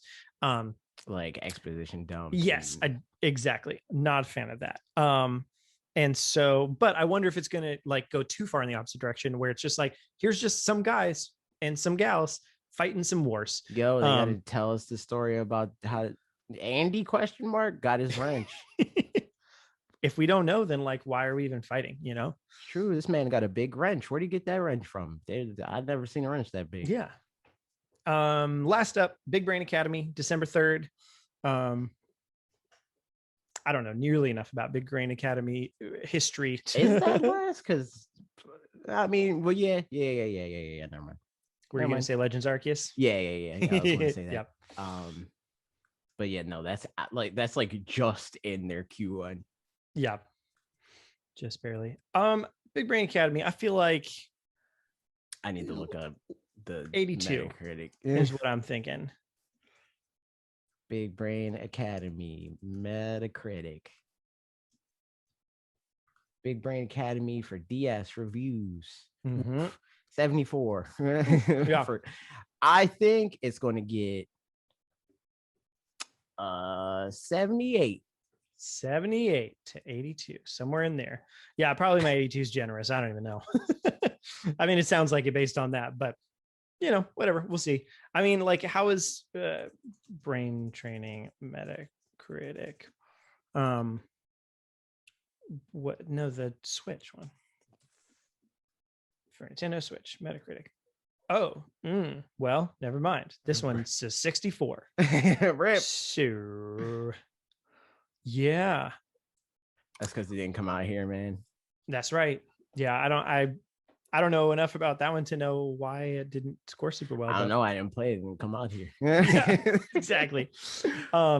Sales wise, yeah, Big Brain Academy. I don't know, maybe something that could do decent in the long run, but I have no clue, to be fully honest. I'm going to say, I mean, I feel like it's going to be similar to like Clubhouse games where it's like, it'll sell eventually. So like probably 1 million in the holiday season and then like 3 million within a year. So like, it'll be more evergreen than Advance Wars. I don't know if I'm saying 3 million. I'll say 1 million in the like first month or whatever. And then I'll say like 2.2 million. Because I could even see along those lines, Clubhouse games, is selling pretty well. It's at 3.14 million, but that also has games in the name, and it feels very like if you went to a store, I could see somebody knowing nothing about it and be like, I know those little games that are on there. We could play those games with somebody. I'd play checkers on my Switch. I'll get this. Exactly. So I could see that happening. Whereas this is much more kind of ambiguous as far as that kind of stuff goes. So yeah, ratings, letter grade. Any thoughts? I don't know if I'll play this game. Yeah, I don't know. I don't even know what I would rate this. I don't know, man. Maybe I need to know my brain's age. I'm gonna just put question marks because I'm okay. Here's the thing for me, 100% depends on if this is something again like with Mario Party. Well, it doesn't depend nearly as much as with Mario Party, but if Ashley and I would like playing it together, then maybe it would be up there. But otherwise, I'm not going to play it for just me. I don't think so. Yeah. Inconclusive. TBD. Inconclusive indeed. I mean, not even TBD because unless there's a demo, I could see if there's a demo and we can like get our hands on it a little bit. Then then maybe it's like, wow, this is way more fun than I thought. Is there? Well, I don't know. It's not here. Yeah, right. I was about to say, is there a demo for brain training or whatever? But it's not available in our region. Nope. Maybe that's why, man. Maybe we're too dumb. Okay. Well, no, because it was brain training. I know why. You're the one. Actually, okay. Yeah. Yeah. It's the lawsuit or whatever. Right. But the real reason is we're too dumb. It is. We are very, very unintelligent. But that's just fun. To be not too smart. It is fun being dumb. I wish I was more dumb than I am. Because I feel like dumb people enjoy so much more, So here's the thing. I'm not even smart. I'm just self-aware. And that's sometimes, we already established that we're dumb. I told you we're dumb, but there are people that are dumb, more dumb. I did. So this is as an aside. Yeah, I don't remember. Oh no, I watched a video that was responding to a tweet. And it's a guy who's Small Brain Academy. Small Brain Academy. He's a psychiatrist or psychologist or something, and he was responding to a tweet that was like, the tweet said, I go to a therapist and I'd say, and they're like, wow, you're so self-aware. And they're like, yes, I'm pretty sure that's the problem. And the guy like went in depth on it and explained really well, like, yeah, that 100%, if you have some amount of, like anxiety or depression or whatever, that is a thing within the Deal household. And like, I definitely have a twinge of some depression stuff. So there's that. But a lot of it is that, and it's like that long story short, if a deer goes out in the woods and is like trying to find berries or something like that, and it goes to 10 bushes and there's no berries, at the end of those 10 bushes, it's like, I'm gonna go to some more bushes, and that's it, and just keeps going about its business. Whereas if any old person tries to do a thing 10 times. I have been to 10 bushes. There's no way that the next 10. Yeah. But then you start thinking like, oh, it's not about the bushes. Like, I must be so dumb for not, you make not conclusions going about to the yourself. bush that had the baby. Right. And after a while, like it's a smart thing to be able to adapt to that. But if you have something more active default mode network, you start making those conclusions faster than you should, where like you go to 2 bushes and you're like, oh, 2 bushes must be so dumb. And like, so that's a little bit of psychology for everybody. What a good time. That's a first for Directly, I think. It is. I mean, I talked about sports psychology a few times, but that's a different thing. It is. I mean, it's the same thing. It's still psychology, but it's a different thing. It's different indeed. And just like that's a different thing, the 4K Switch and not being the OLED, which is coming out, and the 4K apparently never coming out, never gonna ever be a thing. Nintendo said that it's not happening. And when Nintendo says that something's not happening, it's not happening. Yeah. That's the end. That's it. They pack it up. Yeah. There it is. All right, moving along. So I didn't want to add context. I made a tweet where I was like, yo, confirmation bias. Am I right? Because I literally saw tweets one by one of people being like, that's it. Nintendo said it. That confirms the thing that I thought. And it's like we know nothing still. Yeah. And it's funny because either direction, it's like Nintendo said it, therefore they're covering something up, or Nintendo said it, therefore nothing's happening. Yeah, and it's like the Switch Pro specifically. I feel like people are even more invested in being right or wrong about the thing, and a lot of the people, it depends on what they personally want. Right. Yeah. And I don't even necessarily mean in the same way that it's like we'll talk about a game that we want, and it's like, yo, that would be sick if this game happened, and we're like, if it gets announced, we're like, oh, we got it right, that's dope. But in the sense that I just bought a Switch, or I bought a Switch 3 years ago, and I want 2 more years. If there's a Switch Pro, I'll be very angry because I'll feel forced to buy the Switch Pro. So therefore, there's no Switch Pro because Nintendo knows that I'll be angry if there's a Switch Pro. And then there's people that's like, well, I want a Switch Pro. So this rumor means that I get what I want, and Nintendo knows what I want, so they're going to make what I want. It's funny, the details of this. Eventually, it just depends on who you want to trust. And feel free. We don't know one way or another. So right now, no harm, no foul either direction. As long as you're nice about it, trust whoever you want in this regard.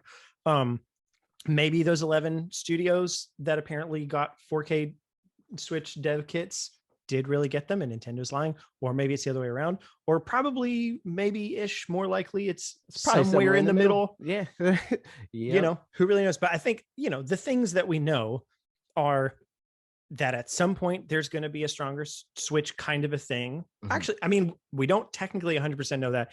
They could fully change directions. Their next console could be completely different before they ever make a stronger Switch. Super unlikely, but technically possible. But yeah, most likely. Eventually, there's either going to be a Switch full revision or a Switch Pro kind of thing. Pro, a new Nintendo Switch. And that's what a lot of the splitting hairs is also about. Yeah. Where it's like Nintendo would never do that. They wouldn't call a console Nintendo Switch Pro. They would call it new Nintendo Switch. Go back 4 or 5 years. Nintendo would never make a new Nintendo 3DS. They would call it Super 3, It's always based off of what they've done, but only what they've done in the way that confirms your narrative. Right. Because they've always done both, their thing is never to focus on the hardware unless it is. Sometimes it is, So it's it just makes no sense to be that dogmatic about it, where it's this is definitely going to happen because how I read how everything has happened before, and their values based off of my opinion on them. It's I mean, the other thing too is, so many of the retorts being like, well, Nintendo has to do a new something and within this timeline because the other consoles and people are like, it's, it's not catching up and it's so far behind, which I get 100% how anybody feels that way about themselves. You may be losing interest in the Switch because it's not technically as whatever. that's totally fine. The things that makes Nintendo the most money more often than not isn't it, or like they have sales data to know they're still doing good. Mhm. And like Kirby, for example, They to have literally been the best-selling console in America for for every month almost 40 for months, I like, think. yeah, it's like 36 months or Yeah. something like that. So like, I mean, to jump ahead a bit to my video or whatever, in far Wait, as I like, do want to say I mean, that I'm not actually jumping to my video, but yes. okay, okay, go ahead. I was just going to say, like Kirby, for example, Mhm. being something where it's not a hardware risk at all. Like they're not changing their hardware at all, but they're doing something interesting anyway. Like they can still do a lot of really interesting things that push them forward sales wise without having to like preemptively push forward hardware wise. Ideally, not everything is but, reactive. Yeah. Like I personally think that there is going to be, I don't think it's going to be called Switch Pro. I don't care what it's called. Yeah. Right. But I personally do think that they're working on more powerful, in quotes, hardware, more capable hardware. And I think that this, rather than the Switch OLED deconfirming that, for me, it confirmed it in my head, where I'm like, this is definitely going to happen. Like, there's no way that this is not going to happen, because, and again, it's nothing to do with rumors. It doesn't have anything to do with that. It's just looking at what has been done and looking at the current landscape. Okay, we got an OLED Switch. We heard stuff about them ordering OLED screens and all that stuff before that happened. Blah, blah, blah, blah, blah. There's a chip shortage. What's the only thing that the new Switch doesn't have? A new chip. What did the new Switches have? A new chip. What is NVIDIA with Nintendo? They got a 10-year, at least long partnership. They're talking about continuously growing this Nintendo Switch family. I don't know. I think that the missing puzzle piece here is them having a new chip, and they're like, we already got all these new screens, and like we manufacture all these Switches, but we don't have the new chip, or we like have plans to manufacture all these Switches, but we don't have the new chipset. Just put out a new, like the regular chipset with the screens and all the other parts that we already have, and call it the OLED model. We'll come back for Pro next year or the year after or whatever, And then especially with like, new hard or new software and stuff that they've got that like would push it or want to launch with it or something like that, they're like, oh, cool. Now we can push that out too. Like if Breath of the Wild 2 was going to be coming out this holiday originally, now they're like, all right, whatever, coming out next year, So yeah, I think that especially makes a lot of sense, that the thing that was missing was the thing that we just don't have. So they just pivoted. And yeah, I mean, it feels like when we make videos and we're like, oh, I wrote half of a script, but a new thing's happening, so I'm going to do that instead, or like repurpose this half of the script for this else. It's like kind of just using what you've already got, making making. I mean, it's kind of like this video, the video that I did this week, where I started that video weeks ago, and then this is like more and more, because before it was like I went in to talk about the fact that like there was no direct yet. There may or may not be a direct, but if there is one, who cares? Because like it'll happen eventually, like just because people think that it will happen doesn't mean that it will happen. And vice versa. But since then, we got a direct that confirmed a lot of stuff that was rumored or speculated on. There's more Switch Pro rumors, like there's always more and more rumors. Dread is the result of a 15-year long rumor speculation loop, like there's so much stuff that happens in the community all the time that people are like, I hate when people talk about rumors and speculation, but so much of what we get is the outcome of that. It's just like you have to be able to like be like literate in your research, not like literally, but like be able to parse through like what you should put stake in. And even those things that you're like, I believe this, don't freaking bet the bank on it. Don't set that as your personality type. My personality is, I think that the Switch Pro is going to happen.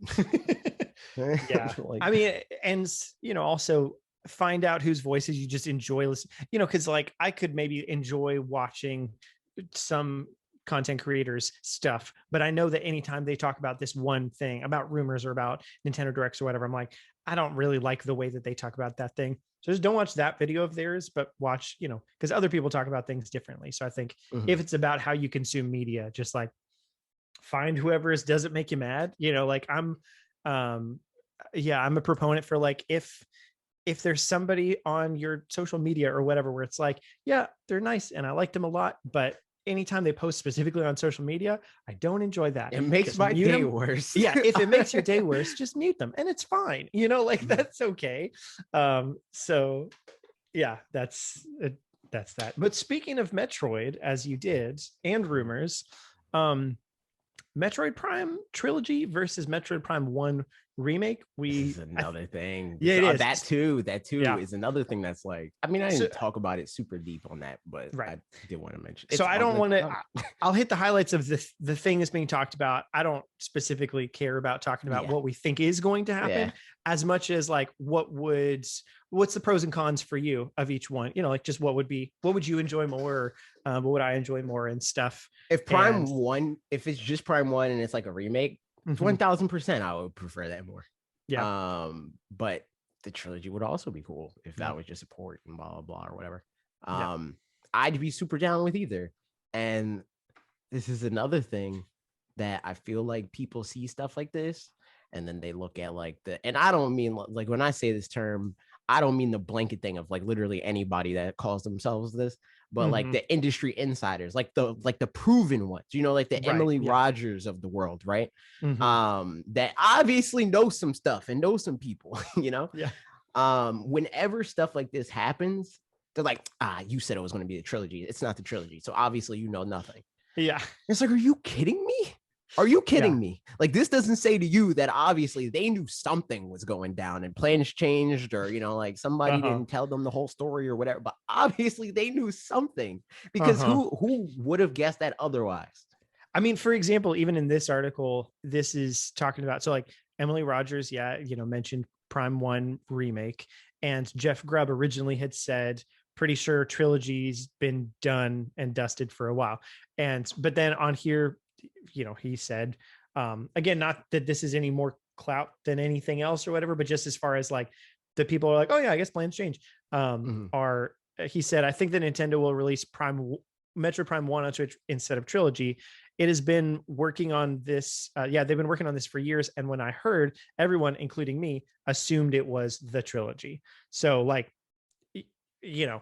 at that point, this whole big rumor thing came off of what sounded like it was just an assumption of like, oh, it's, the trilogy, when maybe it was just only the one thing ever. So, I think the thing is like, we assume, or the way it comes across is that like these insiders are having in-depth conversations with the person that's leaking the thing or whatever that's at Nintendo or something, when realistically it's probably the person they're like at a bar or something, like, oh yeah, we're working on this, or even just like, by the way, we're doing this, and then like kind of like, who's get out of there, skirt as fast as you can, because they don't want it to get back to them or something like that.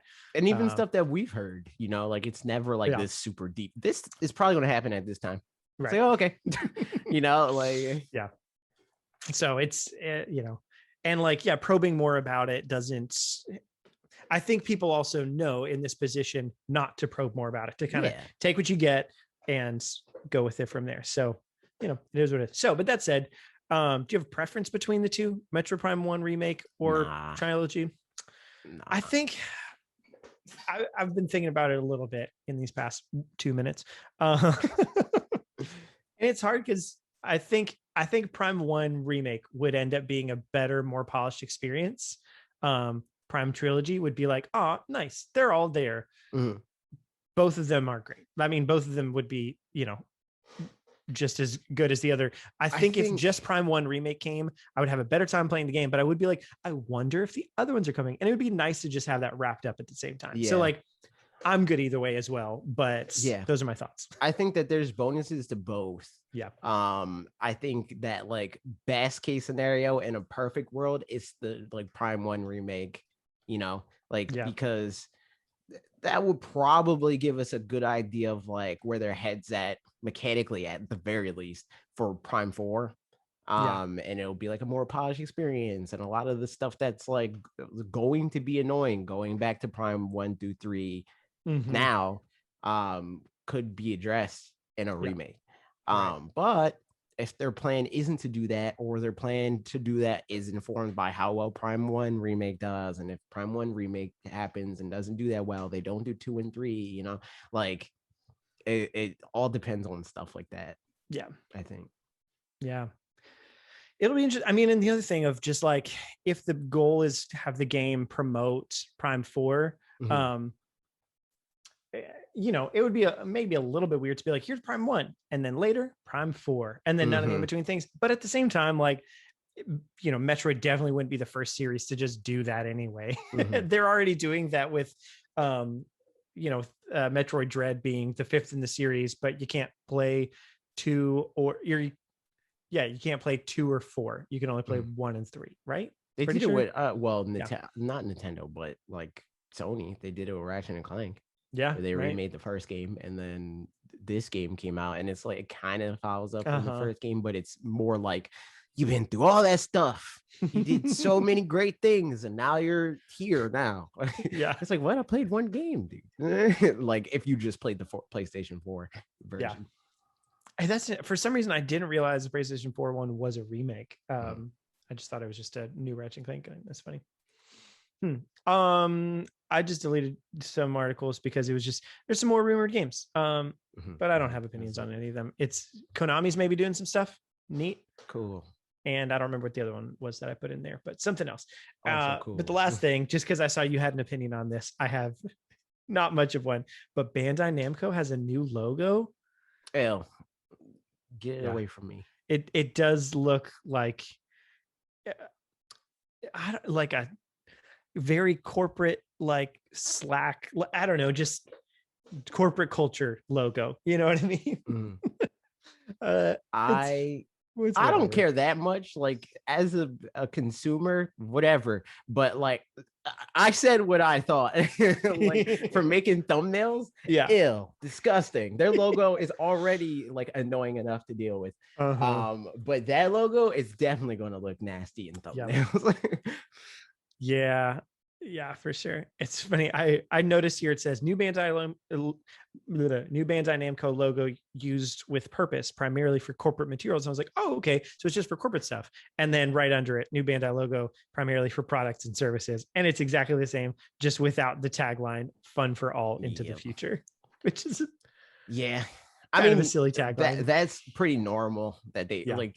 When you make a logo and when you trademark, I don't know if you saw like the thing that Bob made where he like made all the different instances of the logo of the Wolf Den logo and like how it looks like on a black background and a white back. That's pretty standard. And that was their version of that, where it's like, this is the logo that we want you to use in this instance, and this is the version of the logo that we want you to use in that instance. Like, it's that situation. I just thought it was funny because I was like, oh, okay, so that's just their corporate one. Maybe the normal one, maybe it's going to be regular for other things. No, it's just barely different. It's still nasty. Indeed. So that's the news. Now we've got some comments on some videos that we made that went up the other day, and we're going to talk about. AJ, you made a video. Any thoughts? I did. Before we get into the comments. I like I said it in the video, but I like the whole, and I mean, if it's not obvious enough with the content that I've chosen to make for the past half decade or whatever. I like talking about stuff that might happen. Because that's fun. It's like, either I can play what exists, which I do, or I can talk about what might exist later, which I also do. And both of those things can be fun. Like, making the same stuff about just what we already know is boring to me. But being like, yo, what if this? It's so much more fun. Yeah, I agree. Yeah, I mean, it's like, because we don't, and I feel like that's generally what people come to our channel more for anyway, like a little bit more creativity or like ideation kind of stuff, as opposed to reviews and stuff. Like, I'd be curious the number of times that I've been like, this game really good, everybody should go play this game because I like it so much. I've seen maybe like 2 people actually go and play one of the games that I said that I had that opinion about, and that's very fine. Like, I am totally okay with it. Whereas other channels, like, that's their whole thing, is like things are already out or whatever. So yeah, it's just fun to be able to talk about the future of things or speculation and all that. And even like those sorts of video, like I know more so from stuff like the podcast and streams and stuff like that, where it's like I know that there's people that like play and buy games based off of my recommendations and stuff like that, and that's fun and that's good to do every once in a while, right? But like in a vacuum, there's nothing else to talk about. A new game didn't just come out or something like that. Yeah, I don't feel a need to like dig up some game and be like, here's this random game that you didn't already want to spend money on. You should spend money on it. More so like I'd rather make videos about like, here's a game that I know you're thinking about buying, but you're just not sure you want it. And here's why you probably should or shouldn't. And if there's nothing like that, I'd rather talk about like be creative. About it. So So first comment from Rule to Review. Hello, Rob. Said, Hello, Rob. Great video and great topic. I really appreciate your breakdown on how rumors and news can inform good conversation, whether online, on YouTube, or with friends. I think people have lost sight of that. Yes. Agreed. Definitely. Very agreed. Definitely.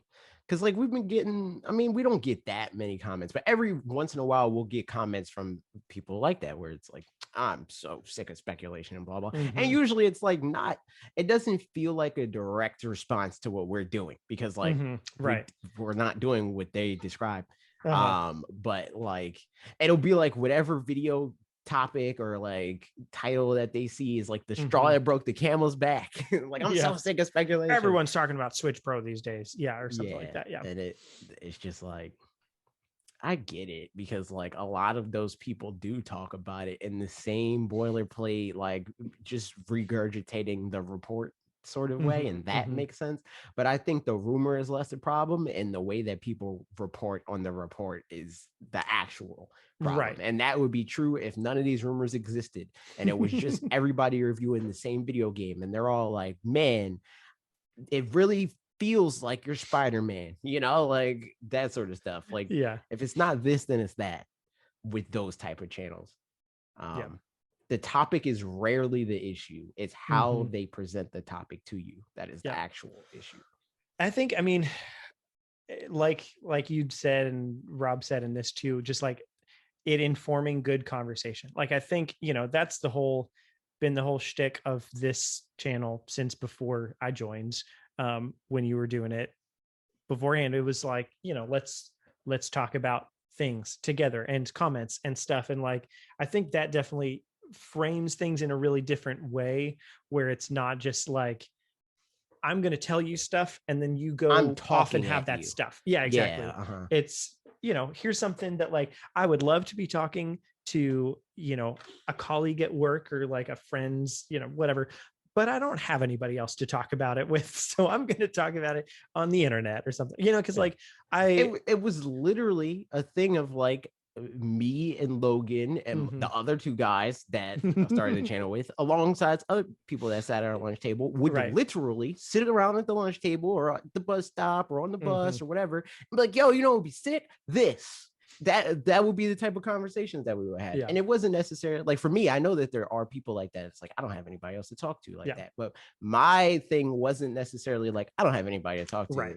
It was just like, I want to talk about this, but with more people. So like, I was like, I like talking about it. I have friends that I know like talking about it. So there has to be other people that like talking about this. Luckily there are. True. Yeah. So I think that's it. Yeah. It's all about good conversation and this stuff just prompts it, which is fun. GK Dope Esquire said, man, you hit it with that last point. The worst part of speculation is when people are willing to die on a hill about what will and won't happen. I think speculation is just a natural part of any kind of fandom. If you're going to speak on the future of anything, it's going to be speculative. Some people get so attached to their views or their wants that they make it no fun if things don't go exactly how they want it to. That's not to say that we can engage in that's not to say that we can't engage in critique on products or games that Nintendo puts out. But if that critique ignores the merits of the product and is just about how they failed to do exactly what you wanted when you wanted it, then it's not really a critique, in my opinion. Yeah. Like that, you're reviewing something that actually doesn't exist. Right. Like, and that's the thing that's funny. It's like that loop never ends because like when we put out a video that's like, this would be dope if this happened, we don't then put out the next video of when it happens and be like, this is how it's different from what I wanted. You know, Yeah, it's like, right. no, we talk about what it is and how much we like the thing that it is. Yeah. Because reviewing what it's not is not helpful to anybody.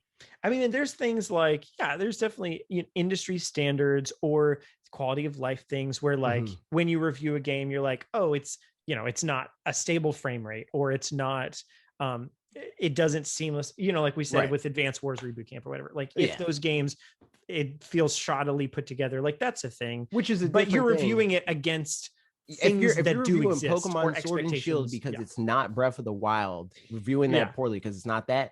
That's not a good review because it's not trying to be. Right. Yeah. So I think that's exactly it. Yeah. It's anything's going to, I don't know. Can't say it better. GK Dope Esquire. He's a good job. That's a fact. R. Mar said, to be honest, I find rumors and speculation videos boring. Most of the time they start with a long intro / contextualization, then 30 seconds to 2 minutes of speculations, and then a long outro. For a 10 to 15 minute video, that's a lot. That's like a cocktail with a bottle of water and 2 tablespoons of sugar. I love when video talks about expectations and dreams about video game franchise, or even games that don't exist at all. You don't need to be a game developer to imagine an original game concept as silly or impossible to make as it can be. Yeah. Yes. I agree with that. Yep. Because that's like, I think we do a little bit of like, not in like the ratio that he's talking about. No, right. For sure. But we definitely try to, like I said in the video, like we try to contextualize stuff based off of what is possible, because this is just more challenging that way. Like it's easy to be like, man, I think it would be very dope if the next Breath of the Wild game was like a persistent MMO game, and like some of your friends control the good guys and there's no NPCs, everybody's controlled by another person and blah blah. Yeah. And it's like, that would be dope, but it's not possible. So but looking at like, okay, what resources does Nintendo have? What have they done in the past? Where's their head at in terms of like their vision for this franchise or the company, or like the type of fan base that they want to cultivate and all this other stuff, and what would they make based off of that? Yeah. I mean, sometimes even things that like a Pokemon MMO or something like that might be something Nintendo would never, or the Game Freak, Pokemon Company, whatever, would never realistically do, but it's something that still can be contextualized within its world. Yeah. So it's like coming from a different angle of like, it's grounded in something. It's not necessarily grounded in game realization, but it's grounded in like a thing, because even that, even though it's not something that Nintendo or Pokemon Company would want to do for X, Y, and Z reason, it's not usually that reason of it like not being possible. It's just like, that's not how we see this franchise. But we'll even stuff like that where it's like, this is how they could do an MMO and it still be within reason for them. Yeah, exactly. Yeah, I think you're right as far as like, because I sometimes do feel bad about like the intro contextualization stuff in my videos, but like it almost always, it never is like, man, I got to fill up some space at the beginning. It's just, I'll like, write this video stuff. Wouldn't make sense if I didn't contextualize. Yeah. And usually what happens is I'll be contextualizing stuff and it's like, this is how my brain got to this part, the main part of the video. It's like all this stuff. And then I'll get to a point where I'm like, I'm at like, 45% of my word count. I'm just going to wrap that part up and move on to the main part. So like, sometimes I'm like, ooh, that was like, almost 700 words or 1,000 words about that beginning part. But like, it's important. As long as it's entertaining. That is usually not something I do. You're like, like way more wordy than I am. Like usually I'll like, if I do find that like my intros or whatever are like a certain length, it doesn't even matter what the length is, I'll go back and I'll see if I can like add more to like get to the quote unquote point earlier and then contextualize after. I'm like in the things where it's like, you just open with like, this would be dope if this game existed, and here's why this is possible, and this is what that would mean with the game that we envisioned at the beginning, and flesh that out, blah blah blah. But that's just a format thing. Yeah, right. Because I know That's true. that retention is bad Yeah. in the modern age, and I'm part of the problem. I too retain things worse. You're part of the modern age. What can you do? That's a fact. Um, Chronically Cal said, as someone who had to distance myself from certain unnamed creators last year because Shade. of yeah, because of the way they engaged rumors was really messing with my enjoyment of the Switch and content. I think there's definitely ways to approach rumors and speculations that are generally healthier. Mhm. Taking the Switch Pro, for example, which I think does exist in some capacity, some people, including you guys, what is IIRC? If I recall correctly. You got it. Approached reports like Bloomberg's as a jumping off point for broader discussions about the future of Nintendo's hardware. What would a 4K Switch look like? How much would it cost? Could it be TV only? What about the Switch Lite? Would there be Pro Joy-Cons? Et cetera, et cetera, et cetera. There are also creators who build their platforms based on reporting rumors as news, going, Bloomberg is reputable, so this is pretty much confirmed, and then getting upset when rumors aren't 100% true. To be clear, getting upset as in treating it like a broken promise, not as in being disappointed that the OLED isn't a product that suits your playstyle or something. Yes.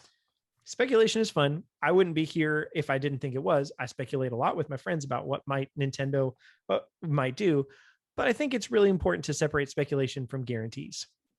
I'm glad that that's the conclusion that they came to, because that's exactly what it is. It's like the rumor or speculation is literally a jumping off point. It's like, oh, this is a thing that is happening. This is something that people are interested in. So let's talk about it, but not in a way that it's like, oh, this is definitely happening and blah, blah. It's like, okay, this is something that is a possibility or something people are thinking about. Let's talk through what it could be. What would be cool if it did happen, like that sort of thing. I think a lot of times, like something that both of us do, and definitely some other channels as well, but is I like to think of things from Nintendo's perspective, or I mean, from other companies' perspective, but Nintendo's just the one of the hour. And that in and of itself is just always going to, I feel like, turn out more entertainingly, where it's like, okay, well, if this is the big picture, like how would I fill in those gaps of things? Whereas I think the like rumor, news, speculation things, or that kind of other side of it, typically sees things from our perspective only. And it's like, here's what I want, here's what should happen, here's what apparently is going to happen, and then if it does or doesn't, then here's why I'm mad about that or whatever.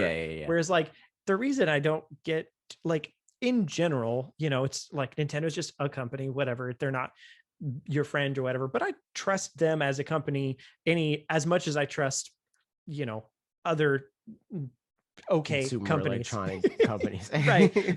And so I don't remember exactly where I was going with that, but it makes it where it's like I can put myself in their shoes and it feel reasonable and realistic. Yeah, and it's like already detached in that way. Like we're not starting from a point of like, man, I really convinced myself that I love this game. I already convinced myself that if it doesn't happen in this way, it sucks. Yeah. We're already doing the monkey's paw side of it of like, I mean, this would be cool if it was perfect, but I know it won't be. So here's how it would be cool with like, what is the best possible scenario?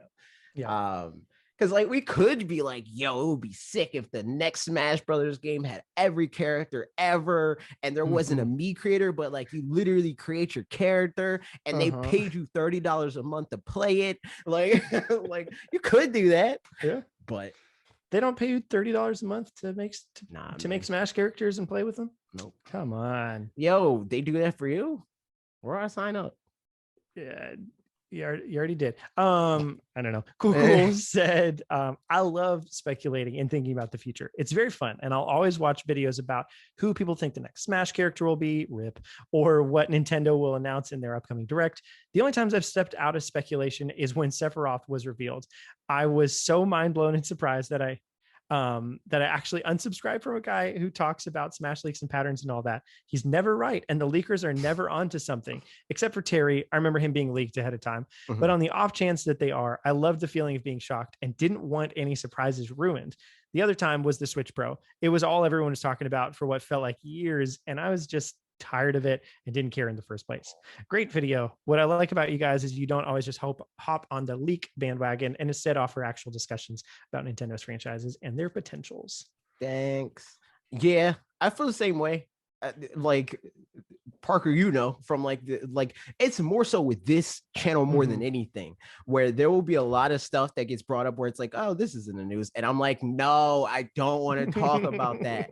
I don't want to do direct predictions. I don't want to talk about Switch Pro again, you know. But like, there's definitely times where obviously we talked about Switch Pro in this episode and stuff like that. It's like, all right, how long ago has it been? Are there more thoughts that we could add to this and make it different? Blah blah blah. That's even more so. Like, we're more like laissez-faire with like the topics that we talk about here than we would be for a video.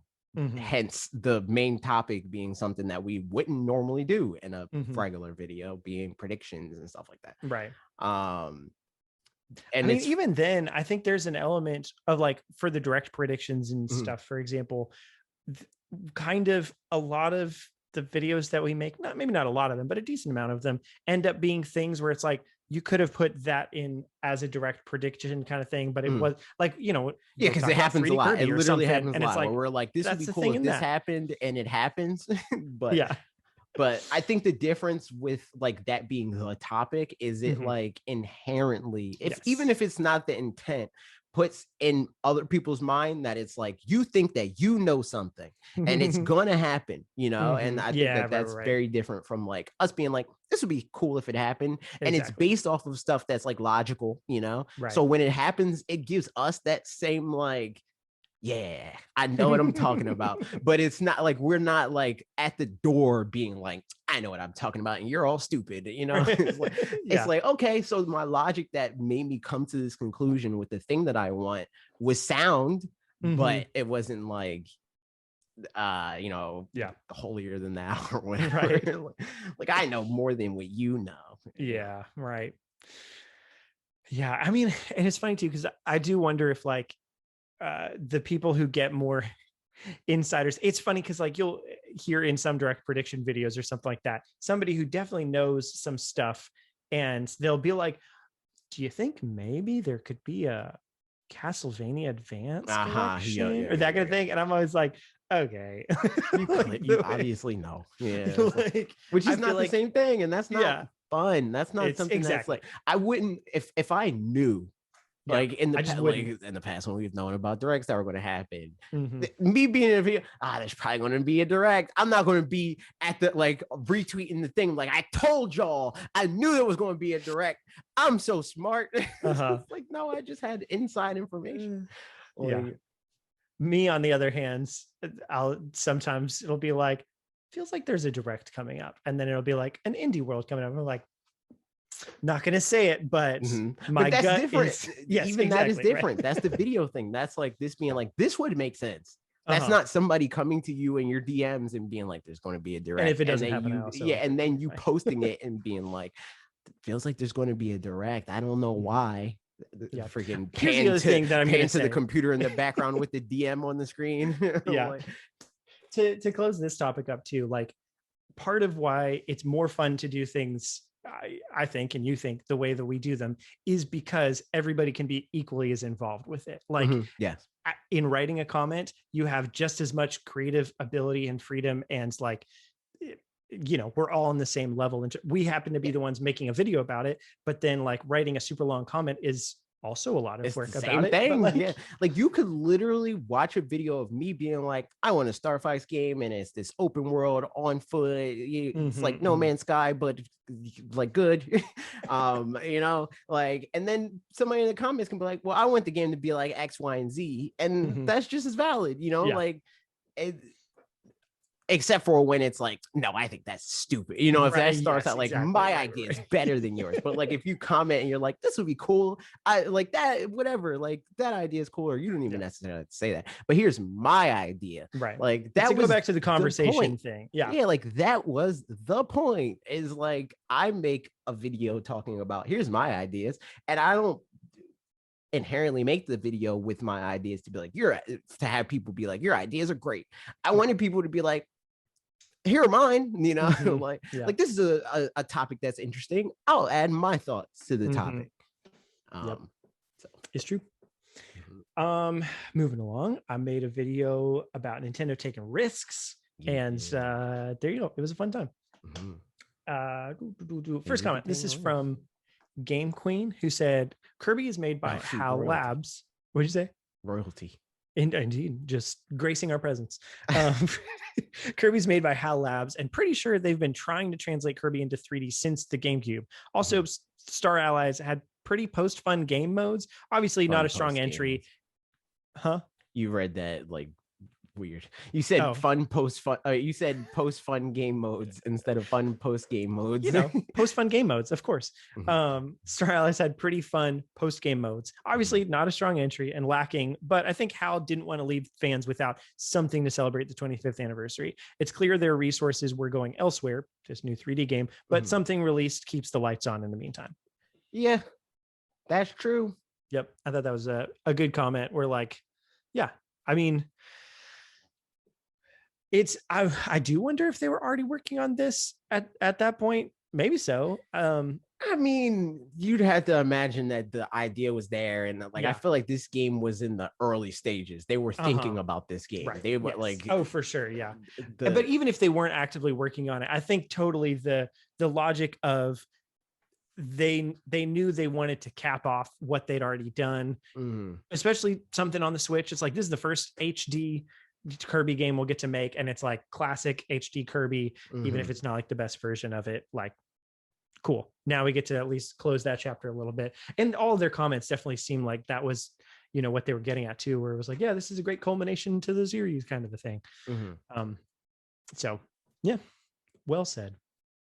And then I think the other comments are a little bit broader, but Rizgi Gumilar said, I agree. As a Nintendo fanboy, the future is pretty difficult for Nintendo in terms of competition in the console business or game industry in general. I mean, PS5 is here and it's on track to be the best-selling console of all time next to PS2. Xbox Series has been very successful, especially with backwards compatibility and Game Pass. Cloud gaming like Stadia proves that despite the super fast internet isn't here worldwide yet, the market is there for it. Mobile gaming has taken 90% of casual gaming market, and now plenty of PC manufacturers. Right, yeah.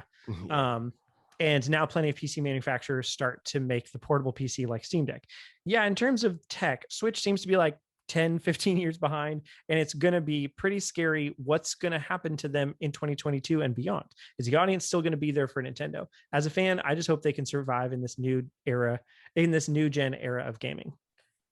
I disagree with a lot of that. I don't think that they're definitely like net behind, but like in actuality, it's like on paper they're behind, but in actuality they're not. Like people judge Switch like it's a console, like just a console. And they're like, man, my PlayStation 4 has better graphics than that, and it came out 4 years earlier or whatever. And it's like, yeah, but your PS4 doesn't fit in your hand. Like, unless you've got very large hands. But you're not, even if you have very large hands, you're not playing your PlayStation 4 in your the hands. Plastic outside. Yeah.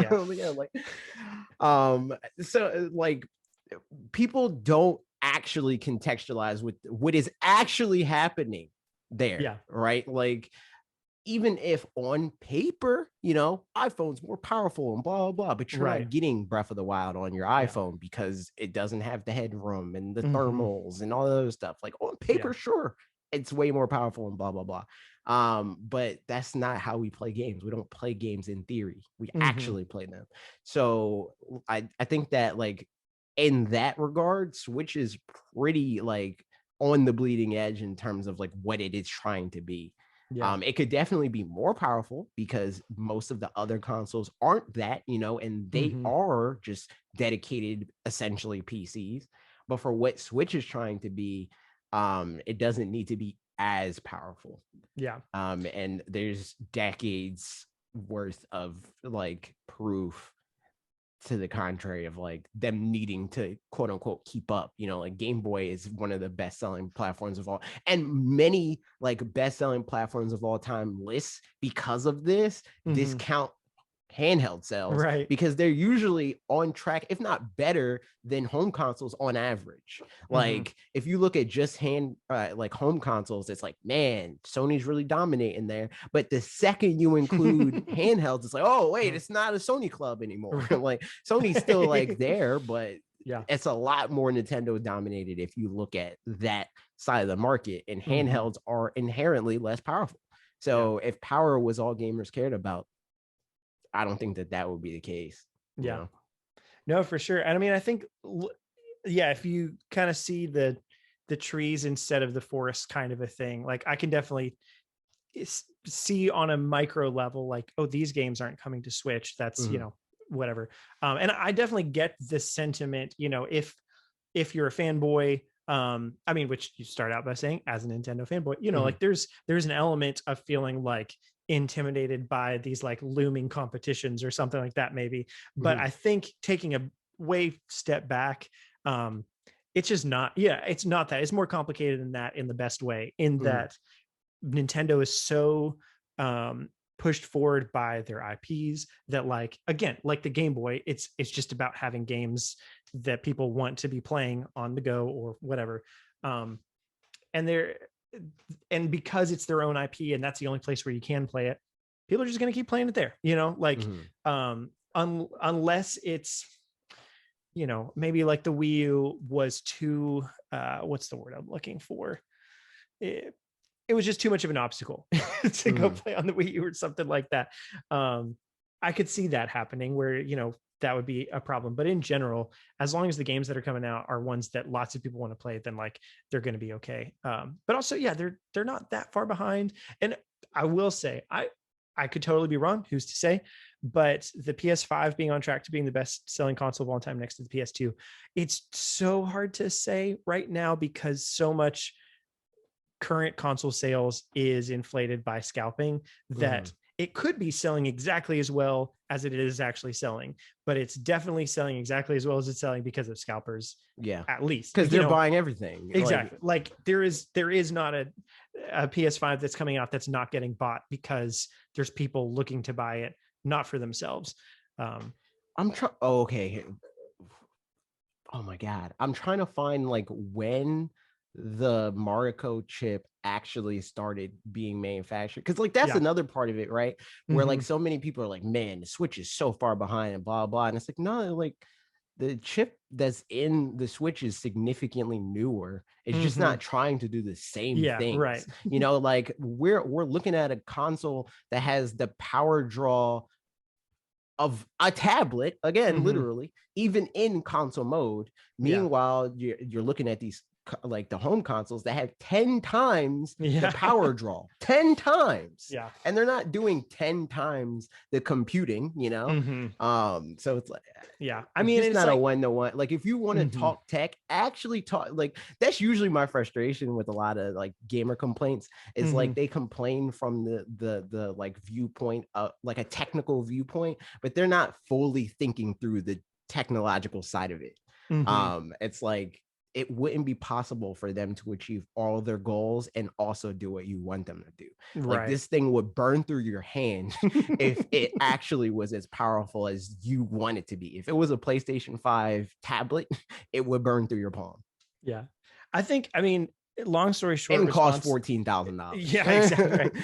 Right. The long story short response to this, I think, is like totally understand where that's coming from. And it's a feeling of like, here's a thing I like, and there's competition coming up around it. I think it's okay to like kind of take a breath and realize that like the competition can be doing as well as it wants to be. And like PS5 could sell 17 times anything else or whatever, you know, like everybody else could be doing so much better. But as long as Nintendo's still making the games that we want, like there's a part of me that wants Nintendo to win, like, you know, not gonna lie there, but also knowing even if they don't, that's okay, as long as they still are, as long as they're doing good enough to make the games that I want them to make. Exactly. Like that's what really comes down to, you know. And like I'm like, and similarly, I still do have like chip on my shoulder against Sony, because like I don't like the way they go about certain things. Like I don't in the same way that I said I trust Nintendo, I just don't trust Sony the same way. And there's reasons to show that. And that's fine. But still, if they're winning in the console market, cool. Neato. Yeah. Like I complain about Sony a lot, but as much as I complain about Sony, I'm praising Xbox all the time. You know, like I feel like I praise Xbox more than I praise Nintendo. Because it's like you gotta be real about it. You know, like I know that the gamer hive mind wants you to think that Sony is the best one. Yeah. And like that's another as much as you complain about Sony, you still signed up to be a beta tester for them. That's also true. And beyond that, Retrav, like I complain about Sony not nearly as much as I complain about Ocarina of Time, you know. like that's why it's like always baffling to me where like the descriptor of of like oh, you're just a Nintendo fanboy and you're always going to just like what they do. And it's like, no, I complain about Nintendo just as much as I complain about Sony. It's just about different stuff, you know. Like right. It's more about decisions and less about like culture kind of thing that informs those decisions, to what it seems like to me, at least, you know. Next comment, Undercover Duck said, I'm a bit worried for the far future of Nintendo, though. The risky nature of their endeavors means that they can gain massive success, but also suffer massive failure. Whereas before they had multiple markets, handheld and home console, where they could take a risk with one while relying on sales of the other, they don't have that option anymore. If the successor to the Switch fails, that's it. No fallbacks except for software releases on non-Nintendo platforms. And based on precedents, once out of the hardware business, there's no easy way back in, as you quickly lose the contracts, contacts, and expertise to develop new hardware. I get where this is coming from, but I think that Nintendo has the war chest to like not have to deal with this. Like why the Dreamcast failing after the Saturn failed, you know, after to some extent the CD, like the CDX or whatever failed, like all the stuff that like Sega leaving the console market wasn't because of the Dreamcast. It was everything else that failed before it. Nintendo could suffer as many, if not more, failures because they have so much more money. Like they have so much more money than Sega had at that time. And it's not necessarily because like they're doing so much better than them or whatever. It's just because they're a way more conservative company. They're not like, man, we're making so much more money, so let's spend so much more money. They're like, no, we're making so much money, let's spend exactly as much as we have been and just keep going forward, you know, like and like obviously they invest more in like different things, but it's still like the amount of money that is going out is within the realm of the same, you know, like figure. Like they're not like, all right, we're making billions of dollars more, let's spend those billions of dollars more on the product. It's like, okay, we made billions of dollars more, let's put $100 million more into the general pool and then reconfigure what we invest in where, depending on where they're at, like whether that's like, okay, more money in R&D, okay, more money in marketing, okay, more money in development. But they're not like, all right, let's bet the whole bank on doing better, you know. And I think the other thing is like, this would also have been more true, or I think what you said also makes it so that after the Switch, this is a way smaller risk as well. Where like, if they had continued to fail after the Wii U, where their track record was they were popular and then their sales kind of went down and down and down, bumped with the Wii, which has so many caveats where you could be like, well, it's because it was casual, well, it's because it was this or that, and the timing and the market and stuff like that. I guess you could say that like that, you know, if the Switch was a failure, that like, yeah, that would be harder to recover from, maybe, you know, who's to say how an alternate timeline would go. Whereas now, because the Switch is so popular and there's so few caveats for it, where it's just like, nope, people just like it. It has good games. Nintendo's obviously doing great. Like they could fail more and come back more easily because they have more, you know, precedent to go off of. But also, I think your head's probably where my head's at, but yeah, I'm curious. I was going to say go also, ahead. like, I think there's an element of when they cut down from console to handheld to just one thing, and they don't have something to fall back on. Typically, that's kind of like sink or swim sort of a Mhm. thing, where, like, if you're a part-time Twitch streamer or something, Mhm. and you're like, man, I could almost go full time with this, and then you don't quit your job and go full time with it, then, like, you might never find out. But, like, when you quit your job and you're like, well, it's hell or high water, you kind of Mhm. like, that's when things really, go one way or another. Yeah. And I think Nintendo's shown that, like, they actually do well with having to risk. I think usually where they fail is when they don't risk because they just didn't have to, and that's Mhm. it. They have Yeah, so it's many like good it's ideas. like the whole thing of like Yeah. there's like contention here with Yeah. that, but like the thing with their name where it's Mhm. like the leave hope to heaven or whatever. I don't Um know what you're talking about. it's like like it's a Japanese saying or something like that. Oh, Like okay, sure. it was like in the who was it?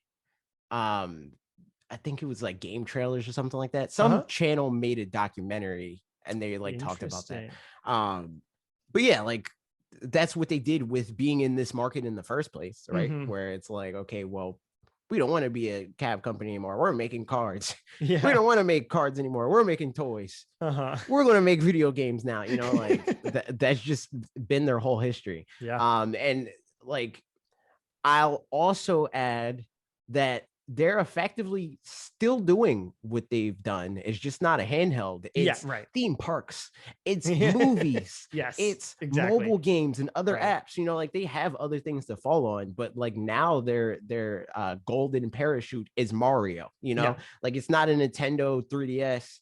It's Mhm. Donkey Kong roller coaster, Yep. like and I think that is even more foolproof Yep. because while it's a risk to be like, okay, we're making a new thing and it's this unproven thing, you have so many like multi-billion-dollar proven things that can Mhm. just be repurposed over and over and over again.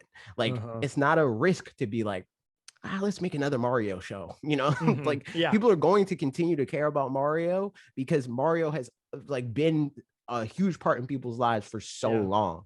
And unless you really mess up with everything that you make with him, people are going to continue to care about Mario. Mhm. So it's like you can keep making new Zelda things and keep making new Mario things, and that can help you make more to make more consoles, to grow that love, to make more things, to grow the money there, to like it's cyclical. Like before, it was like two things that were trying to do the exact same thing in hopes that one of them will work.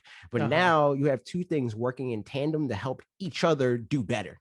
Like the better their consoles do, the more people care about the brands that they make, the more they spend on the brands that they make, the more that they can invest on consoles that make those people love those brands. Yeah. It's just like, I mean, as long as they've got Chris Pratt at the helm, yeah, of that's really course, of the course, of course, the kicker there. exactly. I think exactly that. Yeah. Continuing on, last comment from this video, Kukul said, so after playing a bunch of their ported games on Switch, playing their biggest games on Nintendo Switch Online, and buying a DSi, I feel like I now appreciate the series evolution a lot more. I'm glad to see Kirby hit 3D, glad Pikmin 3 and Luigi's Mansion 3 perform as well as they did, and I'm happy to see Metroid Dread being a title Nintendo is pushing really aggressively. I hope all this means Nintendo is more willing to pull more games from their catalog and revive them, as we saw with WarioWare and Advance Wars. Whether someone asked me for reasons to buy a Switch, or whenever someone asked me for reasons to buy a Switch, I'd say Breath of the Wild, Odyssey, and Smash, and then have to think a little bit more for games with each. Um, and then have to think a little bit more for games. But with each new direct, I feel like I can name a lot more games without most of my answers containing the word Mario. Mhm. I also Or love a game how with Mario on the box. yeah, exactly. I also love how whenever someone says that Nintendo can't possibly deliver new games anymore, it's just going to be sequels. They come out with something like Kirby in the Forgotten Land. Mhm. Yep. Yeah, I think because that's, yeah. Sorry, go ahead. Nintendo's just in a place where they they do the opposite of what people say that they do more often than not. Like there's so many Nintendo fans that are mad that they don't make more sequels. Like because they'll usually opt to make something new before they make a sequel to most things that are old. Like there are literally a few exceptions there where it's like Mario, they're going to make a sequel, you know, Pokemon, they're going to make a sequel, Zelda, they're going to make a sequel, but they have so many other franchises that they're like, nah, we're going to make a new franchise instead of making a new game of that though. You know, like we could make another Mario Sunshine game, but we're going to make Splatoon instead.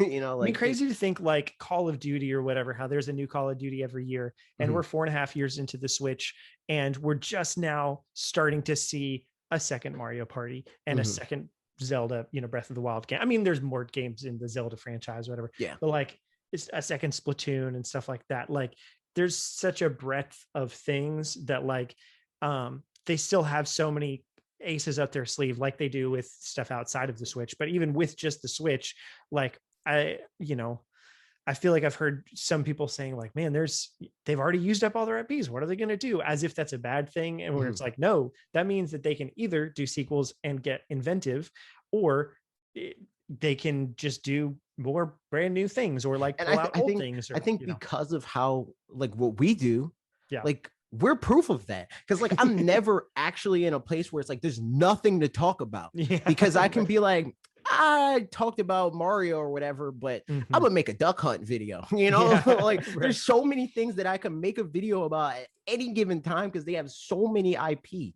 Like I could make another video talking about a franchise that I talked about before that I haven't talked about in a long time, because they have so many franchises that I've talked about in between now and then. But also I could just talk about something that's completely different because there's so many franchises that I literally never made a video about. No, that's they just got so much stuff, and it's great. And I think, you know, like and like Kukul said in his comment too, like, and they already have, which is really good. You know, like there really are so many games that I can recommend to people where like, initially still for me, the pitch for the Switch is just video coming soon.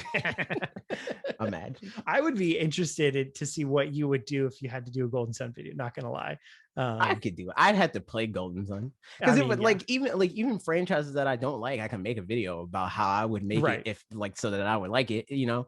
And we already know, like I think that could be an interesting idea because it's like I'm not going to be like make it what it's not, you know. I'm going to be like make it this, but here's how to make it better for people like me, you know. Like, exactly.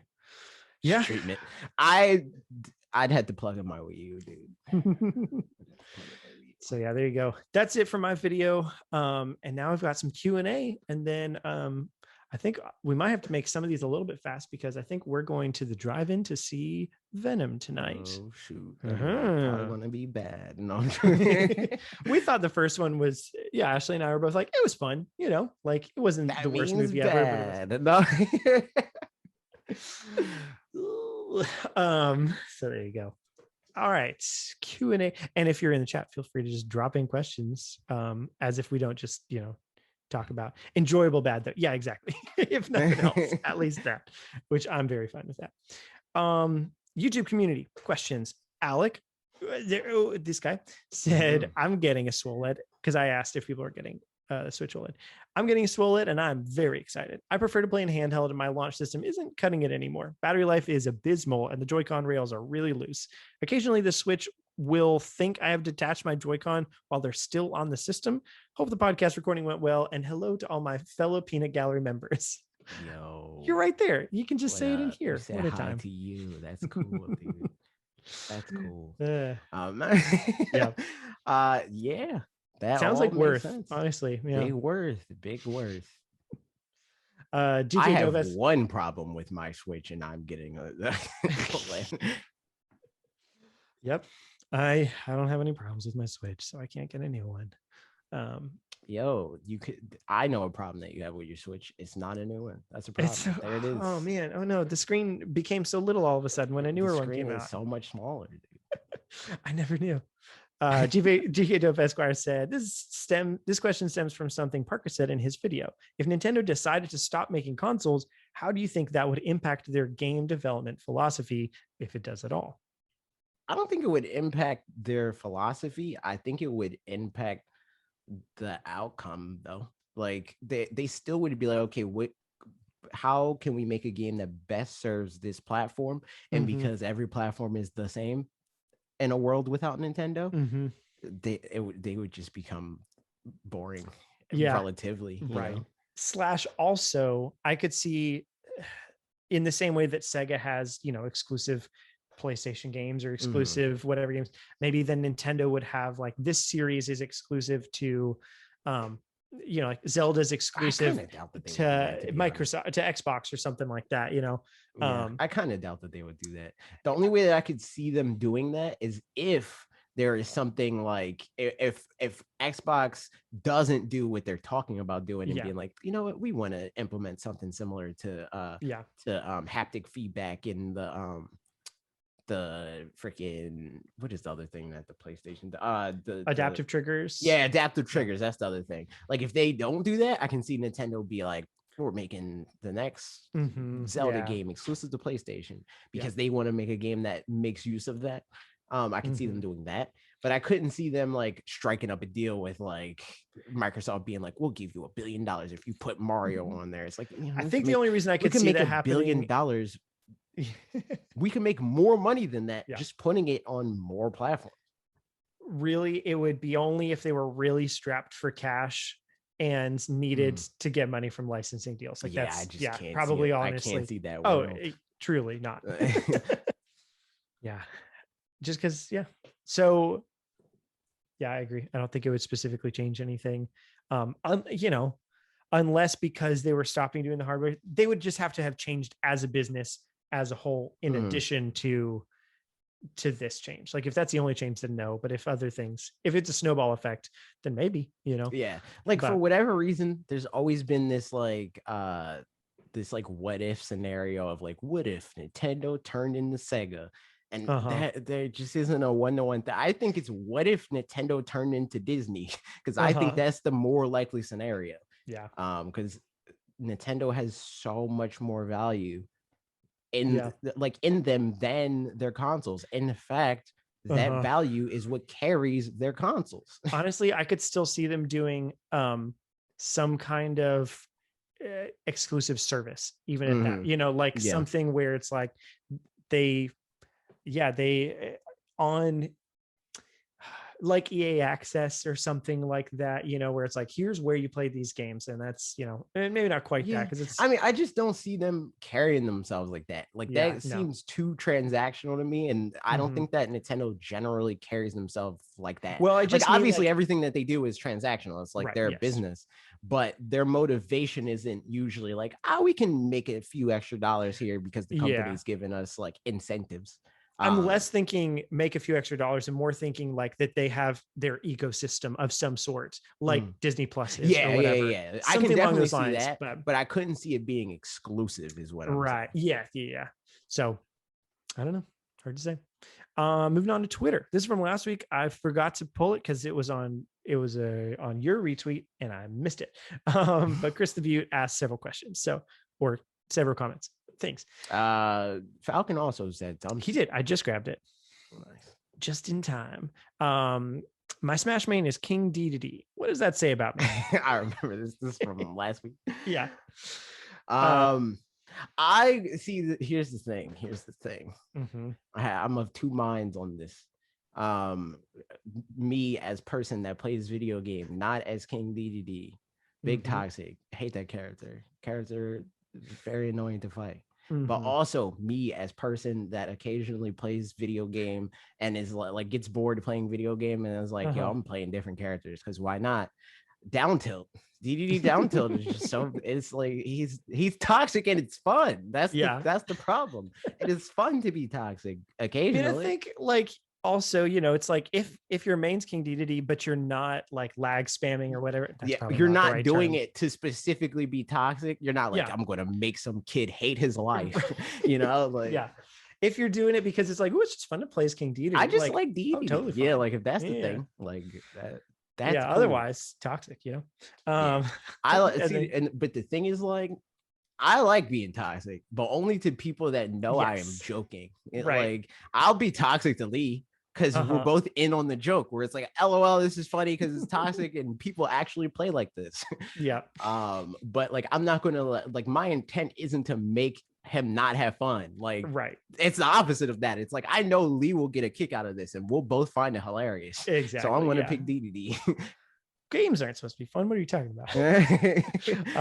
But it goes on to say, I rotate between him and Joker. There you go. Which, I mean, if you're playing Joker too, I feel like that one's not. Joker's the opposite end of the spectrum. So probably you're good. You know, that's what I and then says, unless you just play the game and you just hold down B and you're like, please give me Arsene, please give me Arsene, please. That could turn into toxic territory. Could, but unlikely. I started playing Eastward and I'm up to the 4th chapter. It's a perfect mix of Earthbound and old school Zelda, like Link's Awakening. I think you guys would really like it. I do want to check out Eastward. Yeah. I did see that, but we already came to the conclusion that I'm playing it if you get it. I'll go ahead and grab it. Even if I start playing it after the fact or later or something. I'll go ahead and grab it. As for direct stuff, when I tell you guys, I freaking screamed when I saw that eventually they will have Paper Mario RPG on the online service. Partying face. I'm super pumped also for a good Kirby game. And the witch is back, just when I'd given up hope we might never see her again. Yo, that would be crazy if they were like, you know what, Bayonetta 3 is canceled. Like, that would be wild. That would be the news of news. Yeah. After Platinum is like, please let us show this game. Then it said, no, and that's it. Last comment, I swear. Now I'm running back to my island in Animal Crossing, trying to get it together before this direct next month. I can't let Brewster see my island like this. Yo, if Brewster's gonna be pissed if he opens up his freaking if he opens up the roost and you got roaches. He's gonna be upset. Coming over to a garbage island. Ashley did at least once. The random islands you can go to, you know, like to the little random islands you can go to. One of them she went, started fishing, and she pulled up a tire and she's like, oh, okay. And then pulled up a tin can the next time, and then pulled up a rock, and like everything was coming up trash. And she looked it up, and sure enough, one of the variants of islands is just straight up trash island. And that's, there are no fish. It's 100% trash. And it's like, I don't know, 2% chance to get it or something, you know, equivalent to getting a spider island or tarantula island. But it was just the most disappointing thing. Like, I'm going to go and catch some sea bass. Well, probably not sea bass. Yeah, at least it's who wants to do that. Is there like a hammerhead shark island? Maybe. They should do that. That's terrifying in real life, but in the video game, that would be hype. What a time. And then the last one from this week from Chris the Butte. Did you guys ever watch Power Rangers growing up? And if so, what color was your favorite? I did briefly, but my mom is a Jehovah's Witness, and she was like, really? She was like, you get to pick one thing that's not good. And I was either Pokemon or Power Rangers, and I was like, you know what? I'm picking Pokemon. What a different world that would have been. Yeah, imagine if you picked Power Rangers. Universe of me picking Power Rangers. So funny, man. Yeah, but and see, but the thing is, like, I don't know why, but like when I was at my dad's house, it's free reign because my dad's not a Jehovah's Witness. But like that decision stuck. I was like, nah, I'd pick Pokemon. I can't like Power Rangers. Like I liked plenty of other stuff. I made a promise to my mother, and I played plenty of other stuff that wasn't Pokemon at my dad's house. But specifically Power Rangers, I was like, nah, I picked the other one. Wow. I can't pick Power Rangers. I can't. This backstory for AJ is so good to know. I love it. It's a fact. It's a true story, dude. Crazy. Yeah. That's funny. I just love the like no Power Rangers, and that's it. I can't. I picked Pokemon. I can't. Yeah. I think I've said this on here before, but I'm surprised I never told that story because that was such a very specific Pokemon memory. It truly is. My favorite colors for a long time were green and white, and I didn't know why. And it was because those were my favorite Power Rangers. Even though like I didn't watch it too much. Like I'd watch it when it came on, and I thought it was really cool, but like I didn't have VHSs of it or anything. And like, maybe I didn't know what time it came on, or, you know, so like I didn't make a habit of watching it, but I enjoyed it when I did watch it. But yeah, straight up green and white were just my favorite colors because white, that's not a that's not a color that you like. That's not a color, period. It's not. Yeah, it's just so. But yeah, that's what it was. Yeah, There it is. pretty boring, but you know. And in comparison, yes. Yeah. All right, now you know how great it would have been if your mom was like, you can only like Power Rangers or Pokemon, and you picked Power Rangers. Yeah, man, we would be polar opposites from each other. That's true. That's true. This just wouldn't work. Falcon asked, would it not? I feel like we're opposites in a lot of other ways. But one more way that we'd be opposites. That would just be the straw that broke the camel's back. Yep. And then like, we just comment on ourselves. Like, you pick Power Rangers? No, imagine like, what if there was like an interview process for fanatixfour, and I was like, if presented with the opportunity to only play Pokemon or Power Rangers, which would you by pick? A motherly figure?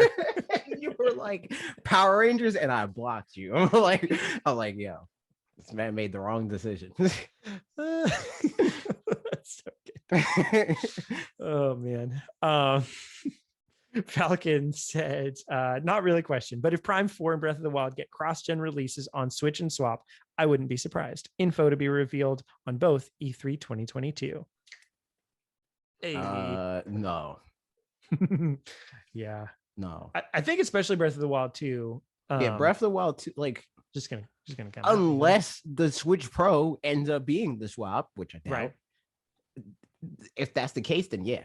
But nah, we already saw Breath of the Wild, and it's supposed to come out in 2022, and I'd assume that like that is actually their goal. Like it might slip, you know. Like I still think that we might end up seeing Breath of the Wild 2 being March 3rd, 2023. Yeah, I think it's a possibility. Sad. I mean, it's also fine. I've got tons of backlogs, so like I'll be all right. I mean, either way, yeah.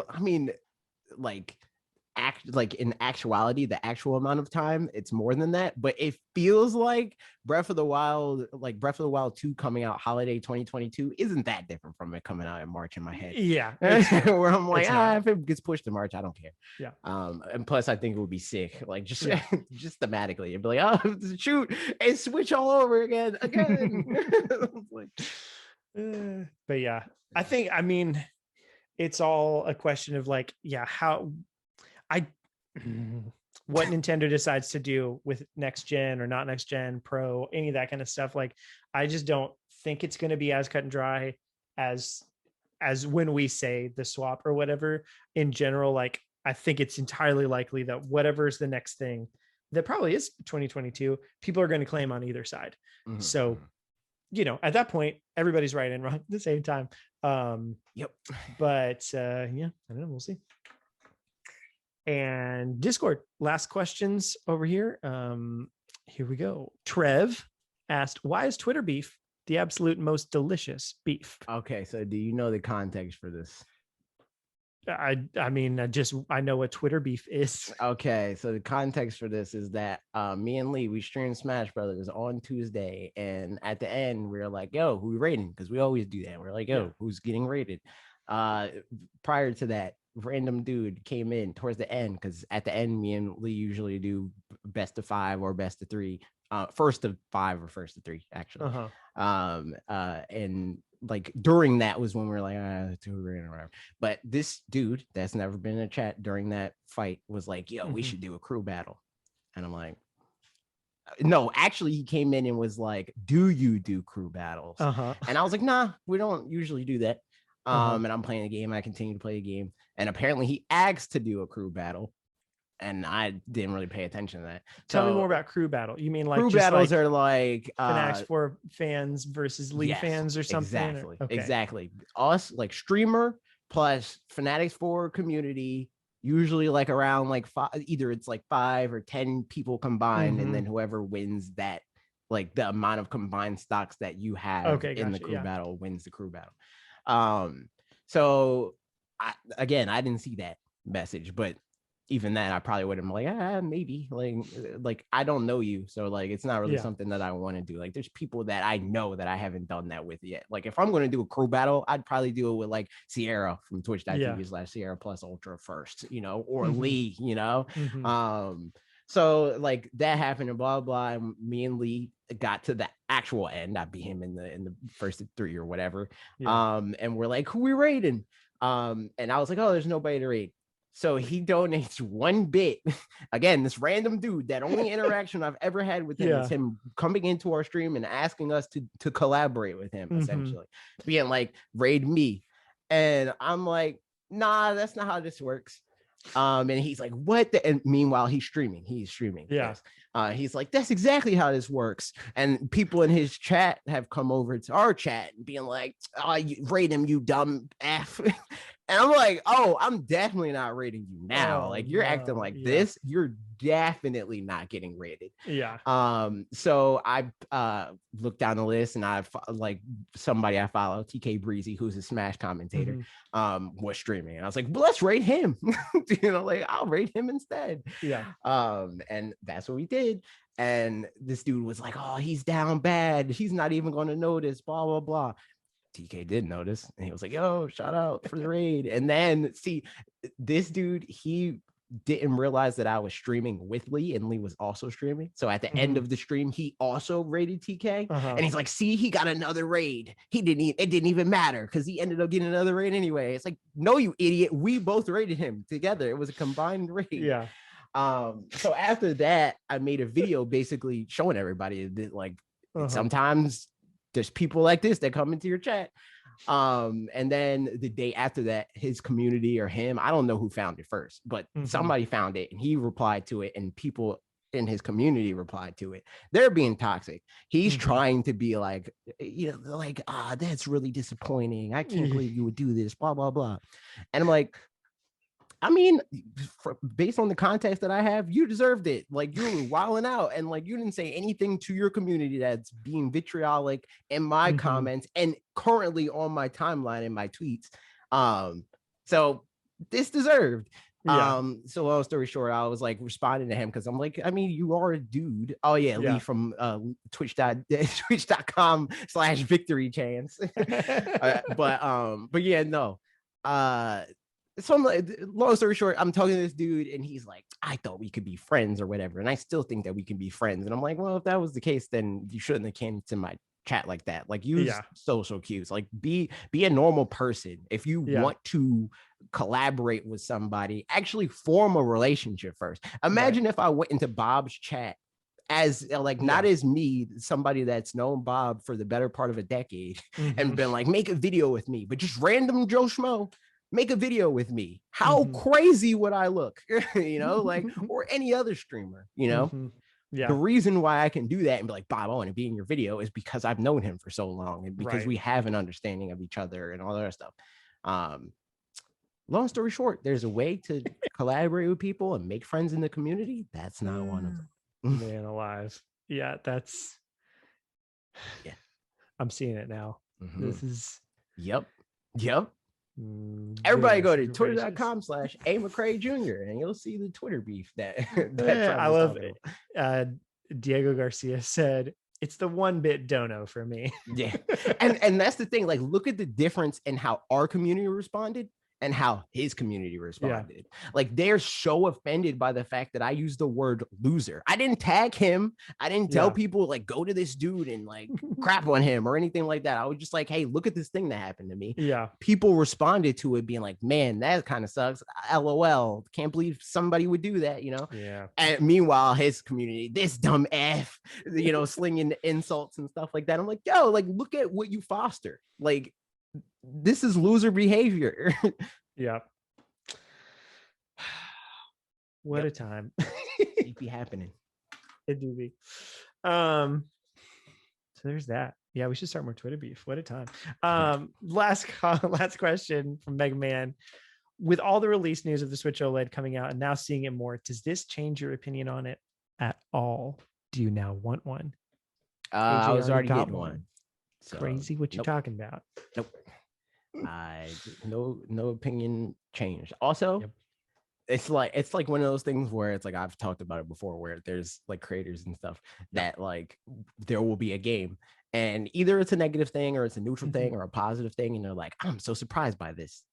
And I'm like, how? It's what we thought it was. Like the Switch OLED is what we thought it was. Literally, exactly. It's what we thought it was. Thing. I mean, yeah, if it's changing your mind about it, then either, maybe you just didn't have much information or missed some of the stuff, which as a consumer is normal. Yeah, totally. But as a creator, it's like, this is what you do. Mm-hmm. It's not normal.